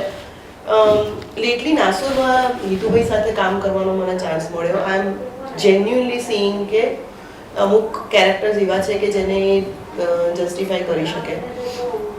એટલે ફિમેલ્સમાં ઓબ્વિયસલી મેં બહુ નજીકથી બહુ બધી એક્ટ્રેસીસને કામ કરતા જોઈ નથી, પણ મેં નીલમને જોઈ. She is wonderful. She can live up to some of the characters. another girl which I am very impressed, મને બહુ એક્ટિંગ સમજણ નથી પડતી, પણ જે મને બહુ જ ગમી ઇઝ ડેનિશા બુમરાહ. મને એવું છે કે અમુક કેરેક્ટર્સ એવા છે જે મારી અંદર છે, કદાચ she can pull them out. એક તમારે જવાબ આપવો એને પહેલા કહી દો, તમને ખબર પડે શું કામ એક્ટ્રેસે કીધું હતું કે રાઇટર સારા હોવા જોઈએ? એક કંઈ નથી ખબર, એક કંઈ નથી કીધું કે આ એક્ટ્રેસ મને એમ હતું કે તમે બધા બોલી લેશો પછી હું બોલીશ, પછી પેલા બધા આવું જ કે ને. હું હરખું કામ કરો. યસ. અને મારી પાસે છે ને 50 થી 55 સ્ટોરી છે. My God. એ બધાયને એમાં ઇમેજિન કરી લીધા છે. એટલે એવું નથી કે અચ્છા આ નથી કામ કરે, આ નહીં કરે, આવું નહીં કરે. અને બીજું મારે એવું હોય કે હું નથી ઈચ્છતો, ઘણી નથી પૂછતો, કાસ્ટ ક્યારેય નથી પૂછતો. પ્રોડ્યુસર સામે કદાચ એ લોકોની જ વાર્તા હોય અથવા તોય એ એના માટે કે ભાઈ જો હું એનામાં આવી જઈશ કે અચ્છા ઓકે આમાં આને જ લેવાનું છે અથવા આ જ કરવાનું છે, તો તમે એને જેટલી વાર જોયો છે ને એ સ્ક્રીન ઉપર મોસ્ટલી મેજર તો આપણે સ્ક્રીન ઉપર જ જોતા હોઈએ છીએ એને કે એ આપણી સાથે બેસીને એવી રીતે લાઈક રોજ તો બેસતા નથી. એ સમજાય છે, પણ મારો પ્રશ્ન તો પણ એ જ છે કે કોને તમે જુઓ છો તમારા કોઈ કિરદારમાં બહુ વધારે નજીકથી સજીવન જોતા? કોઈ એવું એક નામ હશે કદાચ જેની સાથે કામ કરવાની ઈચ્છા ઈરાદો હોય? એ અલગ વસ્તુ. હા, એ જ પૂછ્યું છે, પૂછ્યું એ જ છે, એ અલગ વસ્તુ જ પૂછી છે. ઈચ્છા તો હવે એની સાથે ન કરવું એમ. મારે તો લાઈક એમ સમજો ને કે હવે આમાં તો ક્રાઇટેરિયા ન દેવાય કોઈને, પણ મારે દરેકે દરેક એક્ટર સાથે, ઇવન એક્ટ્રેસ સાથે કશો વાંધો નહીં, કઈ વાંધો આવતા વર્ષે આપણે કશો વાંધો નહીં, આપણે કઈ ઉતાવળ નથી. 12 મહિના આલ્યા, તું ખૂબ નવી ફિલ્મો લઈને આવ, હું આવતા વર્ષે આ સવાલ ફરી પૂછીશ. બે મને જે બે નામ ફિમેલમાં કે જેના માટે મેં એક સ્ટોરી વિચારેલી છે મારા મગજમાં, હું કહીશ જ એમને. એક તો માનસી પારેખ અને એક છે શ્રદ્ધા. ઓકે, એ બે માટે છે મારા મગજમાં કે અચ્છા આ કેરેક્ટર આ કેવું કરી શકશે. પરફેક્ટ. સો માનસી અને શ્રદ્ધા. ઓકે, ચાલો સંવાદ જરા હવે પતાવવાની અણી ઉપર છીએ, ત્યારે મારે તમને લોકોને એક નાનકડી છૂટ આપવી છે. નાનકડી છૂટ તો શું આપવાની, એક સરસ નાનકડું સેગમેન્ટ કરવું છે. તમારે એકબીજાને ઇન્ડિવિજ્યુઅલી કંઈ પૂછવું છે, એવો એક સવાલ જે તમે આ 7 માંથી કોઈ એકને પૂછવા માંગતા હો. On record. ગયા વખતનું જોઈ લેજો. 50-55 વાર્તાઓ ક્યારે લખી? એક્ઝેક્ટલી 50-55. મને એક વાત જે ખબર છે આના વિશે, અડધી વાર્તાઓ છે ને ઇન્ટરકનેક્ટેડ, કપિલ સિનેમેટિક યુનિવર્સ છે. કપિલ વર્સ. માર્વેલ યુનિવર્સ ને બધા છે, અડધી વાર્તાઓ ઇન્ટરકનેક્ટેડ છે, રાઈટ? હા, ઓબ્વિયસ. એમાં 50 હતી મને ખબર અચ્છા, નથી. બેના કોનો સવાલ છે પહેલા? આનો મારો બીજો. અને ટૂંકમાં 21 સિનેમેટિક યુનિવર્સમાં 21 વાર્તા ઓલરેડી એડ થઈ ગઈ. ઓમાં બાકી બધી અલગ સબ્જેક્ટ ઉપર છે ને. જોનર તમે જે કયો હું લખી આપીશ, આ સેલ્સમેનશિપ થોડી કરી. અને ટાઈમની વાત છે તો બીજું કામ શું છે? Okay, yes. અંકિત, જસ્ટ એક ક્વેશ્ચન કે કેટલી કોની? બધાને, કેમ કે આ એક જનરલ કોઈ એકને? બધાને પૂછવાનો વારો મારો છે. Sorry. Okay, can I leave it open to anybody? No, you I can't. Point like this. One person in the team. કેટલી વાર્તાઓ બની છે, લખેલી છે, પણ પ્રોડ્યુસ નથી થઈ? એ એટલા માટે કેમ કે ફ્રેશર્સ યા રાઇટર્સ જે હોય ને, એ લોકોને બહુ કોઈ કાઉન્ટ જ નથી એનો. પણ હવે એટલે જેમ હું શીખી છું કે એક કેવી રીતે એને પ્રેઝન્ટ કરવી, તો એવું ના થાય કે પ્રોડ્યુસ ના થાય. એ શીખવાનો પ્રોસેસ ચાલુ છે, પણ if I have to say at least 10-12 તો એવી હશે કે જે બાઉન્ડ સ્ક્રિપ્ટ્સ મારી પાસે પડી છે. But I am equally sure કે એ બનશે. ઓકે, અત્યારે નથી બની. ઓકે. પાર્થે પૂછી લીધો. પૂછવું છે બીજા કોઈને? Yes Kajal. Out of all of you કોઈને બી મારી સાથે કોરાઇટ કરવાનું હોય તો who will want to do it. અચ્છા, રામભાઈને મારે એક જ જણને પૂછવાનું છે ને, રામભાઈ તમે કરશો કોરાઇટ મારી સાથે? રામ આ તો ટેલિફોન પર પૂછી લેવાતું. તમે પૂછી લો ને, ચાન્સ મળ્યો છે તો ઓન રેકોર્ડ પૂછી લો. તો મને એવું સમજાયું છે, હું મને એવું ઓળખાયો છું. મોન્ટર વિટોમાં વિટો કે છે હું મને ઓળખી ગઈ છું, હું મને ઓળખી ગયો છું કે co writing is not my cup of tea. મારા માટે બહુ જ ટફ છે કો રાઇટિંગ. ડિરેક્ટર સાથે હું લખી શકું, પણ રાઇટર સાથે લખવું મારા માટે એક્સ્ટ્રીમલી ડિફિકલ્ટ છે. ઇમ્પોસિબલ નથી કહેતો, પણ એક્સ્ટ્રીમલી ડિફિકલ્ટ છે. હજુ હું મારી જાતને પ્રિપેર નથી કરી શક્યો એના માટે. Okay. Ram, do you want to ask anything to anybody? Here. બાદ તમે માત્ર કોફી માટે મળો જેમાં તમારું કામની વાતો ન હોય અને મારા જય માટે અવેલેબલ હોય એવું ક્યારે બની શકે? તમે કહો ત્યારે હાય હાય કેટલું જૂઠું હળાહળ. જય આપણે સાચું કહેજો. ગ્રુપ પર WhatsApp ગ્રુપ પર નહીં, ફોન કરીને કહો ગમે ત્યારે બોલો. અચ્છા ઓકે એમને આ રીતે કાન પકડ્યો છે. એનીવે મારો પ્રશ્ન પતી ગયો. યસ કેવું થયું? મારે અંકિતને પૂછવો છે કારણ કે અમે બંને સેમ બેકગ્રાઉન્ડમાંથી આવીએ છે કે જ્યારે અમે પોતે સ્ક્રિપ્ટ લખતા હોઈએ તો આ જે બેગેજીસ છે સ્ક્રીન પ્લેના અને એના સ્ટ્રક્ચરના અને તમે ટીચ પણ કરો છો, કોર્સ પણ અંકિત ચલાવે છે, તો એ કેટલા પડછાયાની જેમ પાછળ હોય છે કે આ હું લખી રહ્યો છું ને હું પાછું ચેક કરું કે એક મિનિટ આ બરાબર છે, ફરી લખું, તો એ શું પ્રોસેસ હોય છે? અનલર્ન કરવાની પ્રોસેસ શું છે? હું છે ને પોતાને ક્રાફ્ટ્સમેન ગણું છું, આર્ટિસ્ટ નથી ગણતો. જો ફિલોસોફી વાઇઝ કહીએ બહુ જેન્યુઇનલી એમાં, કેમ કે ક્રાફ્ટ છે ને એક સ્ટ્રક્ચરમાં થઈ શકે. એ આર્ટ બને કે ના બને is a maturity, multiple things આ તે. અને હું બહુ ઇન્સિક્યોર છું કે આ પર્સન 2 મિનિટમાં ફ્લિપ કરી દેશે પેજ યા વિડીયો ફ્લિપ કરી દેશે અને નહીં ગમે. એ મારી ઇમેન્સ ઇન્સિક્યોરિટી છે. રાઇટિંગ ટેકનિક્સ જે છે ને એનાથી મને સેફ ફીલ થાય છે, એક સ્પેસ ફીલ થાય છે. એટલે હું જે પણ વસ્તુ કરું છું ને એ રાઇટિંગ ટેકનિકમાં good classical Hollywood film, good classical Hindi film અને મારી ફિલ્મમાં હોય તો આઈ એકચ્યુઅલી ફીલ કે I am on the right track. મને રેલના પાટા જેવું લાગે છે, પાટા વગર રેલ ના જઈ શકે. સો it's not it's empowering to me in that way. And that's why also I teach, because I very deeply believe અને હું written word થી મોટો ન થયો, visuals થી મોટો થયો છું. એટલે એક રીતનું આ મારા માટે એક structure is like my saviour. Perfect. બહુ સિરિયસ વાત થઈ ગઈ એટલે થોડુંક લાઇટ કરી દો. નહીં, એ જવાબદારી નથી આપી. તમારું કામ કરું છું તો ના, અમને તો બહુ બહુ રસ છે કે આવું નિસ્બતવાળી ગંભીર ચર્ચા વિચારણા જ થાય. તોફાન હસવાનું ક્યાંક બીજે કરી લઈશું. તો બે પ્રશ્ન છે, એક જ પૂછવાનું છે. બે છે પણ એક જ પછી નથી મળતા એ. હાય હાય. ઓફ ધ રેકોર્ડ પૂછાય. ના ના બહુ મળે છે. નહીં, મારે હમણાં તમારી પ્રોસેસની જે વાત થઈ ને એ તો ઘણા ટાઈમથી મારા પ્રશ્ન છે કે શું પ્રોસેસ શું હોય છે તમે જ્યારે લખવા બેસો, કયા ઓલાથી એમ? સમજુ છું કે લિટરેચરનું બેકગ્રાઉન્ડ છે, વાર્તાઓ આપણે કન્ટિન્યુ ચાલુ જ હોય છે, પણ એવું શું કે તમે સ્ક્રિપ્ટ લખવા બેસો છો જ્યારે તો અચ્છા આ સીન આવી રીતે, આના પછી આ જશે, આના પછી, કારણ કે થતું કનેક્શન આપણે બનાવતા હોઈએ છીએ, તો એ કનેક્શન ઓટોમેટિક બને છે કે તમે એમાં થોડીક મહેનત કરો છો? શું પ્રોસેસ, એક્ઝેક્ટ પ્રોસેસ શું હોય છે? હું બહુ શોર્ટમાં જ જવાબ ડોન્ટ વરી. હમણાં આજ પાલભાઈ સાથે વાત કરતો તો હું કહે છે ને પ્રોસેસ દરેકની બહુ જુદી છે. મારી મોટાભાગે પ્રોસેસ એવી છે કે પહેલી હું આખી વાર્તા મનમાં બનાવું છું, કાગળ ઉપર કે લેપટોપમાં કશું લખતો જ નથી. ક્લાઇમેક્સના છેલ્લા દ્રશ્ય અને છેલ્લા ડાયલોગ સુધી આખી વાર્તા રેડી થઈ જાય દિમાગમાં, આખા કમ્પાર્ટમેન્ટ આખા તૈયાર થઈ જાય. મારા માટે મેં લાસ્ટ ટાઈમ પણ ટોકમાં વાત કરી હતી, મારા માટે સૌથી ડિફિકલ્ટ પાર્ટ એ હોય છે કોઈ ફિલ્મ લખતા પહેલાં મારે જેવો નવો પ્રોજેક્ટ આવ્યો એટલે હું તાત્કાલિક મ્યુઝિક શોધવા લાગું. મારે પહેલાં એ વાર્તાના ફ્લેવરનું મ્યુઝિક શોધવું પડે છે. ગીત પકડી લઉં છું, પછી એ ગીત કન્ટિન્યુ સાંભળ્યા કરું છું અને એ મ્યુઝિક મને એ વાર્તાના અલગ અલગ ચેપ્ટર્સ કે અલગ અલગ સિક્વન્સ સુધી મોટિવેટ કરીને લઈ જાય છે મને. પછી હું એકવાર આખું ડિપાર્ટમેન્ટ તૈયાર કરું કે મારો આદિ મધ્ય અંત રેડી થઈ જાય છે.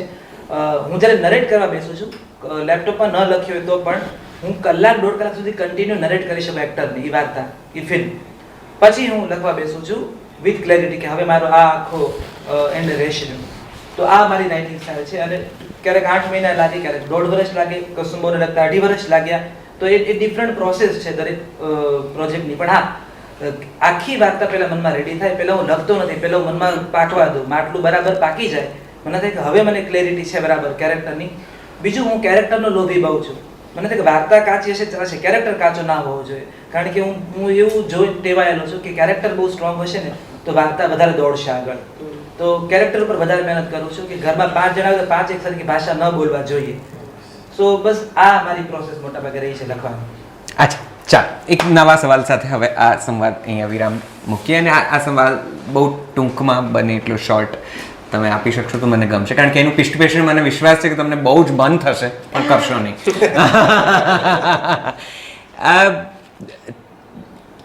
અત્યાર સુધી જોયેલી સિનેમા જેટલી ફિલ્મો છે એમાંથી હું તમને એમ કહું કે 2 કે 3 સ્ક્રિપ્ટની દ્રષ્ટિએ ખૂબ જ ગમેલી ફિલ્મો એ કોઈ પણ ભાષાની હોય, હિન્દી, ઇંગ્લિશ, ગુજરાતી, તો એ કઈ છે? એક જ બોલવાની ને? 2 કે 3 તમને, કારણ કે મેં બહુ બધી ભાષાઓ કરી છે એટલે તમને કદાચ 2-3 નામો યાદ આવે તો છૂટશે, પણ માત્ર film. Initially English Shawshank Redemption, fight club, પહેલા બે નામ મારા મગજમાં આવ્યા. એ જેનાથી તમે સખત પ્રભાવિત છો. Screen play wise one of the best screen plays 3 idiots according to me. Okay, 3 થઈ ગયા મારા. હા ઓકે, એ એકદમ એવી રીતે જવાબ કે હાસ મારું પત્યું. બહુ બધા નામ આવી શકે જે પહેલા 3 આયા કહી દીધા. પછી એ શું છે અને કંઈક મન થાય તો કહેજો. કેવું? મને ઘોસલા કા ઘોસલા મારા માટે ટેક્સ્ટ બુક છે. ઓકે. અને ઇંગ્લિશમાં સાયન્સ કરીને ફિલ્મ છે એમ નાઇટ શ્યામલાની. એ 2 ફિલ્મ હું કેટલી વખત જોઈ શકું છું અને ક્યાંક અટવાવું તો એ હું જોઈ લઉં. ગુજરાતી ફિલ્મોમાં કોઈ ના, જૂની કોઈ જોઈ છે? કોઈ જોઈ છે. મને હું મુનશીલાલ ગમે છે. Okay, done, taken. અંકિત, કોઈ નામ? મેરેજ સ્ટોરી ની સ્ક્રિપ્ટ મને બહુ ગમે છે. મુન્નાભાઈ લગાન, પલ્પ ફિક્શનની સ્ક્રિપ્ટ બહુ અટ્રેક્ટ કરે છે. સમજી શકતો નથી પૂરી રીતે કે કઈ રીતે લખી પણ લખાઈ. હમણાં આટલા નામ યાદ આવે. ઓકે. મને એક છે ને ડચ ભાષાની ફિલ્મ છે ક્લોઝડ કરીને, એ મેં મૂવી પર જોઈ હતી અને મને બહુ જ સુંદર રાઇટિંગ મને બહુ જ ગમે છે. ક્લોઝ બંગાળમાં હું જાઉં તો મને અપૂર પાંચાલી નામની ફિલ્મ, કૌશિક ગાંગુલી તેનો અદ્ભુત ફિલ્મ મેકર છે, કૌશિક ગાંગુલીની અપૂર પાંચાલી મને ખૂબ ગમી હતી. મરાઠી ફિલ્મમાં હજુ પણ મને ખૂબ એટલે ખૂબ ગમે છે એ છે બાલ ગંધર્વ. એ મરાઠીમાં મને બહુ ગમી છે. હિન્દીમાં હજુ પણ મારો બહુ જ પર્સનલ કોર્નર છે એ વેકઅપ સીન છે. એ મને એમ થાય કે હા હું ખુશ થઈ ગયો, મોટિવેટ થઈ ગયો, હા હું જ છું a new girl in the city, કોકણાથન શર્મા. તો વેકઅપ સીન. ઓકે. ગુજરાતીમાં ગુજરાતીમાં એવી જે ફિલ્મ જે રિપીટ મોડ ઉપર જોવાની મને ઈચ્છા થતી હોય બહુ ગમતી હોય તો એ છે ભવની ભવાઈ. કે મને એની દરેક ડિપાર્ટમેન્ટ એટલા પાવરફુલ છે. અને એની સાથે મને હિન્દીમાં પાછી હું મિર્ચ મસાલા પકડી લઉં છું. મિર્ચ મસાલા એ મને એટલી જ પાવરફુલ લાગે. મિર્ચ મસાલા એના દરેક બ્લોક ની કમાણી ભણસાલી આજે ખાય છે આટલા વર્ષ પછી. તો મને મિર્ચ મસાલા ખૂબ ગમે છે. અને આમ ગુજરાતીમાં આવું તો કારણ કે બેકગ્રાઉન્ડ ઓલમોસ્ટ ગુજરાતી હતું મિર્ચ મસાલાનું, પણ ગુજરાતી ભાષામાં તો ભવની ભવાઈ. Okay okay. જયભાઈ?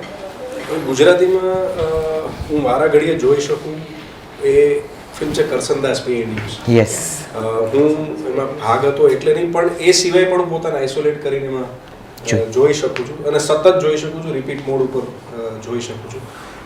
અંગ્રેજી ફિલ્મ જે છે એમાંની એક છે લાઈફ ઇઝ બ્યુટીફુલ, જે રોબર્ટો બેનેગ્નીની છે. અને રોકી નો જે ફર્સ્ટ પાર્ટ જે છે, બીજા બધા પાર્ટ એ સબસિક્વન્ટ છે, પણ રાઇટિંગ લેવલે આઈ થિંક રોકી જે ઇમોશનલ પોર્શન ટચ કરે છે ને એ બીજી બધી ફિલ્મો કરે છે, પણ મને એવું લાગે છે એક પાત્રને જો મધ્યમાં રાખીને એવા વિસ્તારમાં ઉછરેલો માણસના કેટલા બધા દ્રષ્ટિકોણ હોઈ શકે છતાં એનો એ રહી શકે વાળી જો વાત છે તો એ રોકીમાં છે, લાઈફ ઇઝ બ્યુટીફુલ છે. અને હિન્દીમાં મને હજી પણ ગમે છે, જે જ્યારે પણ આવતી હોય જ્યાંથી પણ આવે હું જોઈ શકું એ છે મેરા નામ જોકર. Okay okay. કાજલ? એટલે ફિલ્મો તો ફિલ્મ બગ છું, પણ મને હમણાં રિસેન્ટલી જે વસ્તુ હું ઓવર એન્ડ ઓવર અગેન જોતી હોઉં ને જે મને હેલ્પ કરી રહ્યું હોય, એક નેટફ્લિક્સ પર હમણાં સર નામની ફિલ્મ આવી છે. So watching it over and over again, કારણ કે એનું જે રીતે વિષયની માવજત થઈ છે એનું સ્ક્રીન પ્લે મને બહુ જ ટચ કરી રહ્યું છે. અને બીજું, જ્યારે પહેલી વખત એવું કહેવાય કે હવે હું મારી જાતને સ્ક્રીન પ્લે રાઇટર કહેવા માટે તૈયાર છું, એ પછી જોયેલી એક ફિલ્મ દૃશ્યમ આપણી. એટલે મને એ વખતે I was like it was a challenge for me કે ફિલ્મમાં આટલું બધું બેક એન્ડ ફોર્થ હોય અને છતાં પણ તમે વાર્તાને કે વિષયને કંઈ પણ અન્યાય કર્યા વગર લખી શકો, તો હું ક્યારેક એવું લખી શકું તો I consider myself as an able writer. એટલે અત્યારેની cycle Marathi film the cycle એ પણ એટલી જ અદ્ભુત વાત અને એટલી જ સરસ એની સ્ક્રીન પ્લે. એટલે સ્લો ઇઝ માય થિંગ. જે મને ચેલેન્જિંગ લાગે. એટલે હું અમુક વખતે એ પેસને ફોલો કરતી હોઉં છું. એટલે અત્યારે મને 2-3 વસ્તુ મગજમાં કરી છે. ખબર. પ્યાસા, તમાશા, યોર નેમ એક એનિમ મૂવી છે. બહુ જ બ્યુટીફુલ. એમ તમે સ્ક્રીન પ્લે વાઇઝ કે ડાયલોગ વાઇઝ થઈ ગયો એમાં કઈ યોર નેમ યોર નેમ અચ્છા બહુ મસ્ત પિક્ચર છે. બાકી હું હોલિવૂડમાં એટલો બધું જોતો નથી એટલે સોરી, એક નામ ખાલી એડ કરું, portrait of lady on fire. Correct. A film એનો સ્ક્રીન પ્લે મને બહુ ઓકે. આ કોઈ દિવસ ડિરેક્શન કરશો? નેક્સ્ટ વર્ષે તમારામાંથી કોઈ દિગ્દર્શક વાળી ચેર પર આવશે? કરી રહ્યો છું. ઓકે, અચ્છા, વાહ. Very good. નાનકડું film પણ. અરે વાહ. ઓફકોર્સ. પાર્થ, જયભાઈ, obviously. Kajal, I'm not prepared as yet. So I'm Kapil? thinking in my life. Ankit is already. Ram, any time soon? No. In future? In future પણ નહીં. No never I am very happy. અને મારે તૈયાર થઈને premier માલવું છે. મારે ડિરેક્ટરના test મારે પેલો પ્રશ્ન પૂછવાનો હતો ને. જી, એ round sorry. રહી ગયો ને. આમ મારા માટે એક ફિલ્મ લખશો? બિલકુલ. જયભટ્ટ જેવો એક્ટર તમને મળતો હોય તો કેમ ન લખો તમે film? અને અચ્છા, જોક્સ અપાર્ટ, મેં કસુંબોમાં જયનું કામ વધારે ડિટેલિંગ નજીકથી જોયું અને જયના ક્રાફ્ટને જોયું. આમ જનરલી એક્ટર્સ પોતાના ક્રાફ્ટને લઈને વાત ન કરે, પણ મને ત્યારે હંમેશા સવાલ થાય કે આનો અંદરનો એક્ટર ને રાઇટર કેટલો ઝઘડો કરતો હોય. હા. અને એ હંમેશા ફીલ કરે છે. તો અફકોર્સ જય, તમને કસુંબોમાં જે રીતે મેં જોયા એટલે મને થશે કે હું તમારી આંગળી પકડીને તમને બે મને ફિલ્મ મારા માટે લાગશે કે કશે આ કાપી નાખીશ આપણે, ચિંતા ના કરો. ઓકે. તમે લોકો વ્યક્તિગત રીતે એટલા બધા સમૃદ્ધ છો ફિલ્મો જોવાની દ્રષ્ટિએ, મૂલવવાની દ્રષ્ટિએ, એની પ્રોસેસના ભાગરૂપે, કે તમારી સાથે એક અલાયદો સંવાદ દરેક જણ સાથે થઈ શકે એટલો બધો સશક્ત તમારો અનુભવ છે, તમારી આવડત છે. So I am wishing you many more films, many good cinema. અને thank you very much for joining us. અમે બહુ આભારી છે આપ સૌના. આટલો બધો લાંબો સંવાદ, લગભગ 2-2.5 કલાકથી આપણે વાતો કરી રહ્યા છીએ અને તમે લોકોએ તમારા સુંદર મંતવ્યો, અનુભવો સાથે એને સુંદર રીતે અપલિફ્ટ કર્યો છે. Thank you very much for joining us. Jalso તમારા સૌનો આભાર. એક વખત જોરદાર તાળીઓ આ દરેક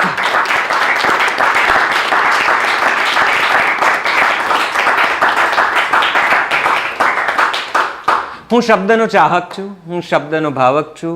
મને શબ્દથી વિશેષ બીજું કંઈ પહોંચતું નથી. અને એટલે મારી દ્રષ્ટિએ ટેક 23ના આ દરેક સેશનમાં રાઇટર્સનું આ રાઉન્ડ ટેબલ એ મારી વ્યક્તિગત ફેવરેટ મોમેન્ટ હોય છે. હું રાહ જોઉં છું આખું વર્ષ કે હું ક્યારે આ લેખકો સાથે બેસી અને આ સંવાદ સાધી શકું. મારા મનમાં હજી ઘણા પ્રશ્નો છે, પણ હવે આ યુટ્યુબ ને ડિજિટલની લાઈફમાં કદાચ આટલું લાંબુ કરવામાં અને પછી એના ટુકડા પાડવામાં કદાચ બીજું એક આખું વર્ષ જતું રહે એવા ભય સાથે હું અહીંયા અટકું છું. સવાલો થતા રહેશે અને જવાબ આ શબ્દોમાંથી, આ લોકોના શબ્દોમાંથી જ કદાચ આપણને મળતા રહેશે. આ શબ્દ આપણા આવતા વર્ષને પણ અજવાળે અને આપણને નવી દિશા અને ખૂબસૂરત દશા દેખાડે એવી શુભકામનાઓ સાથે અત્યારે અહીંથી હું રજા લઉં છું.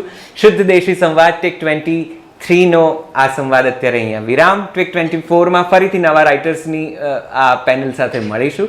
ત્યાં સુધી કરતા રહો જલસો. પ્લે સ્ટોર અને એપ સ્ટોર પર આ એપ્લિકેશન અવેલેબલ છે. પ્લીઝ ડાઉનલોડ કરજો. આવજો.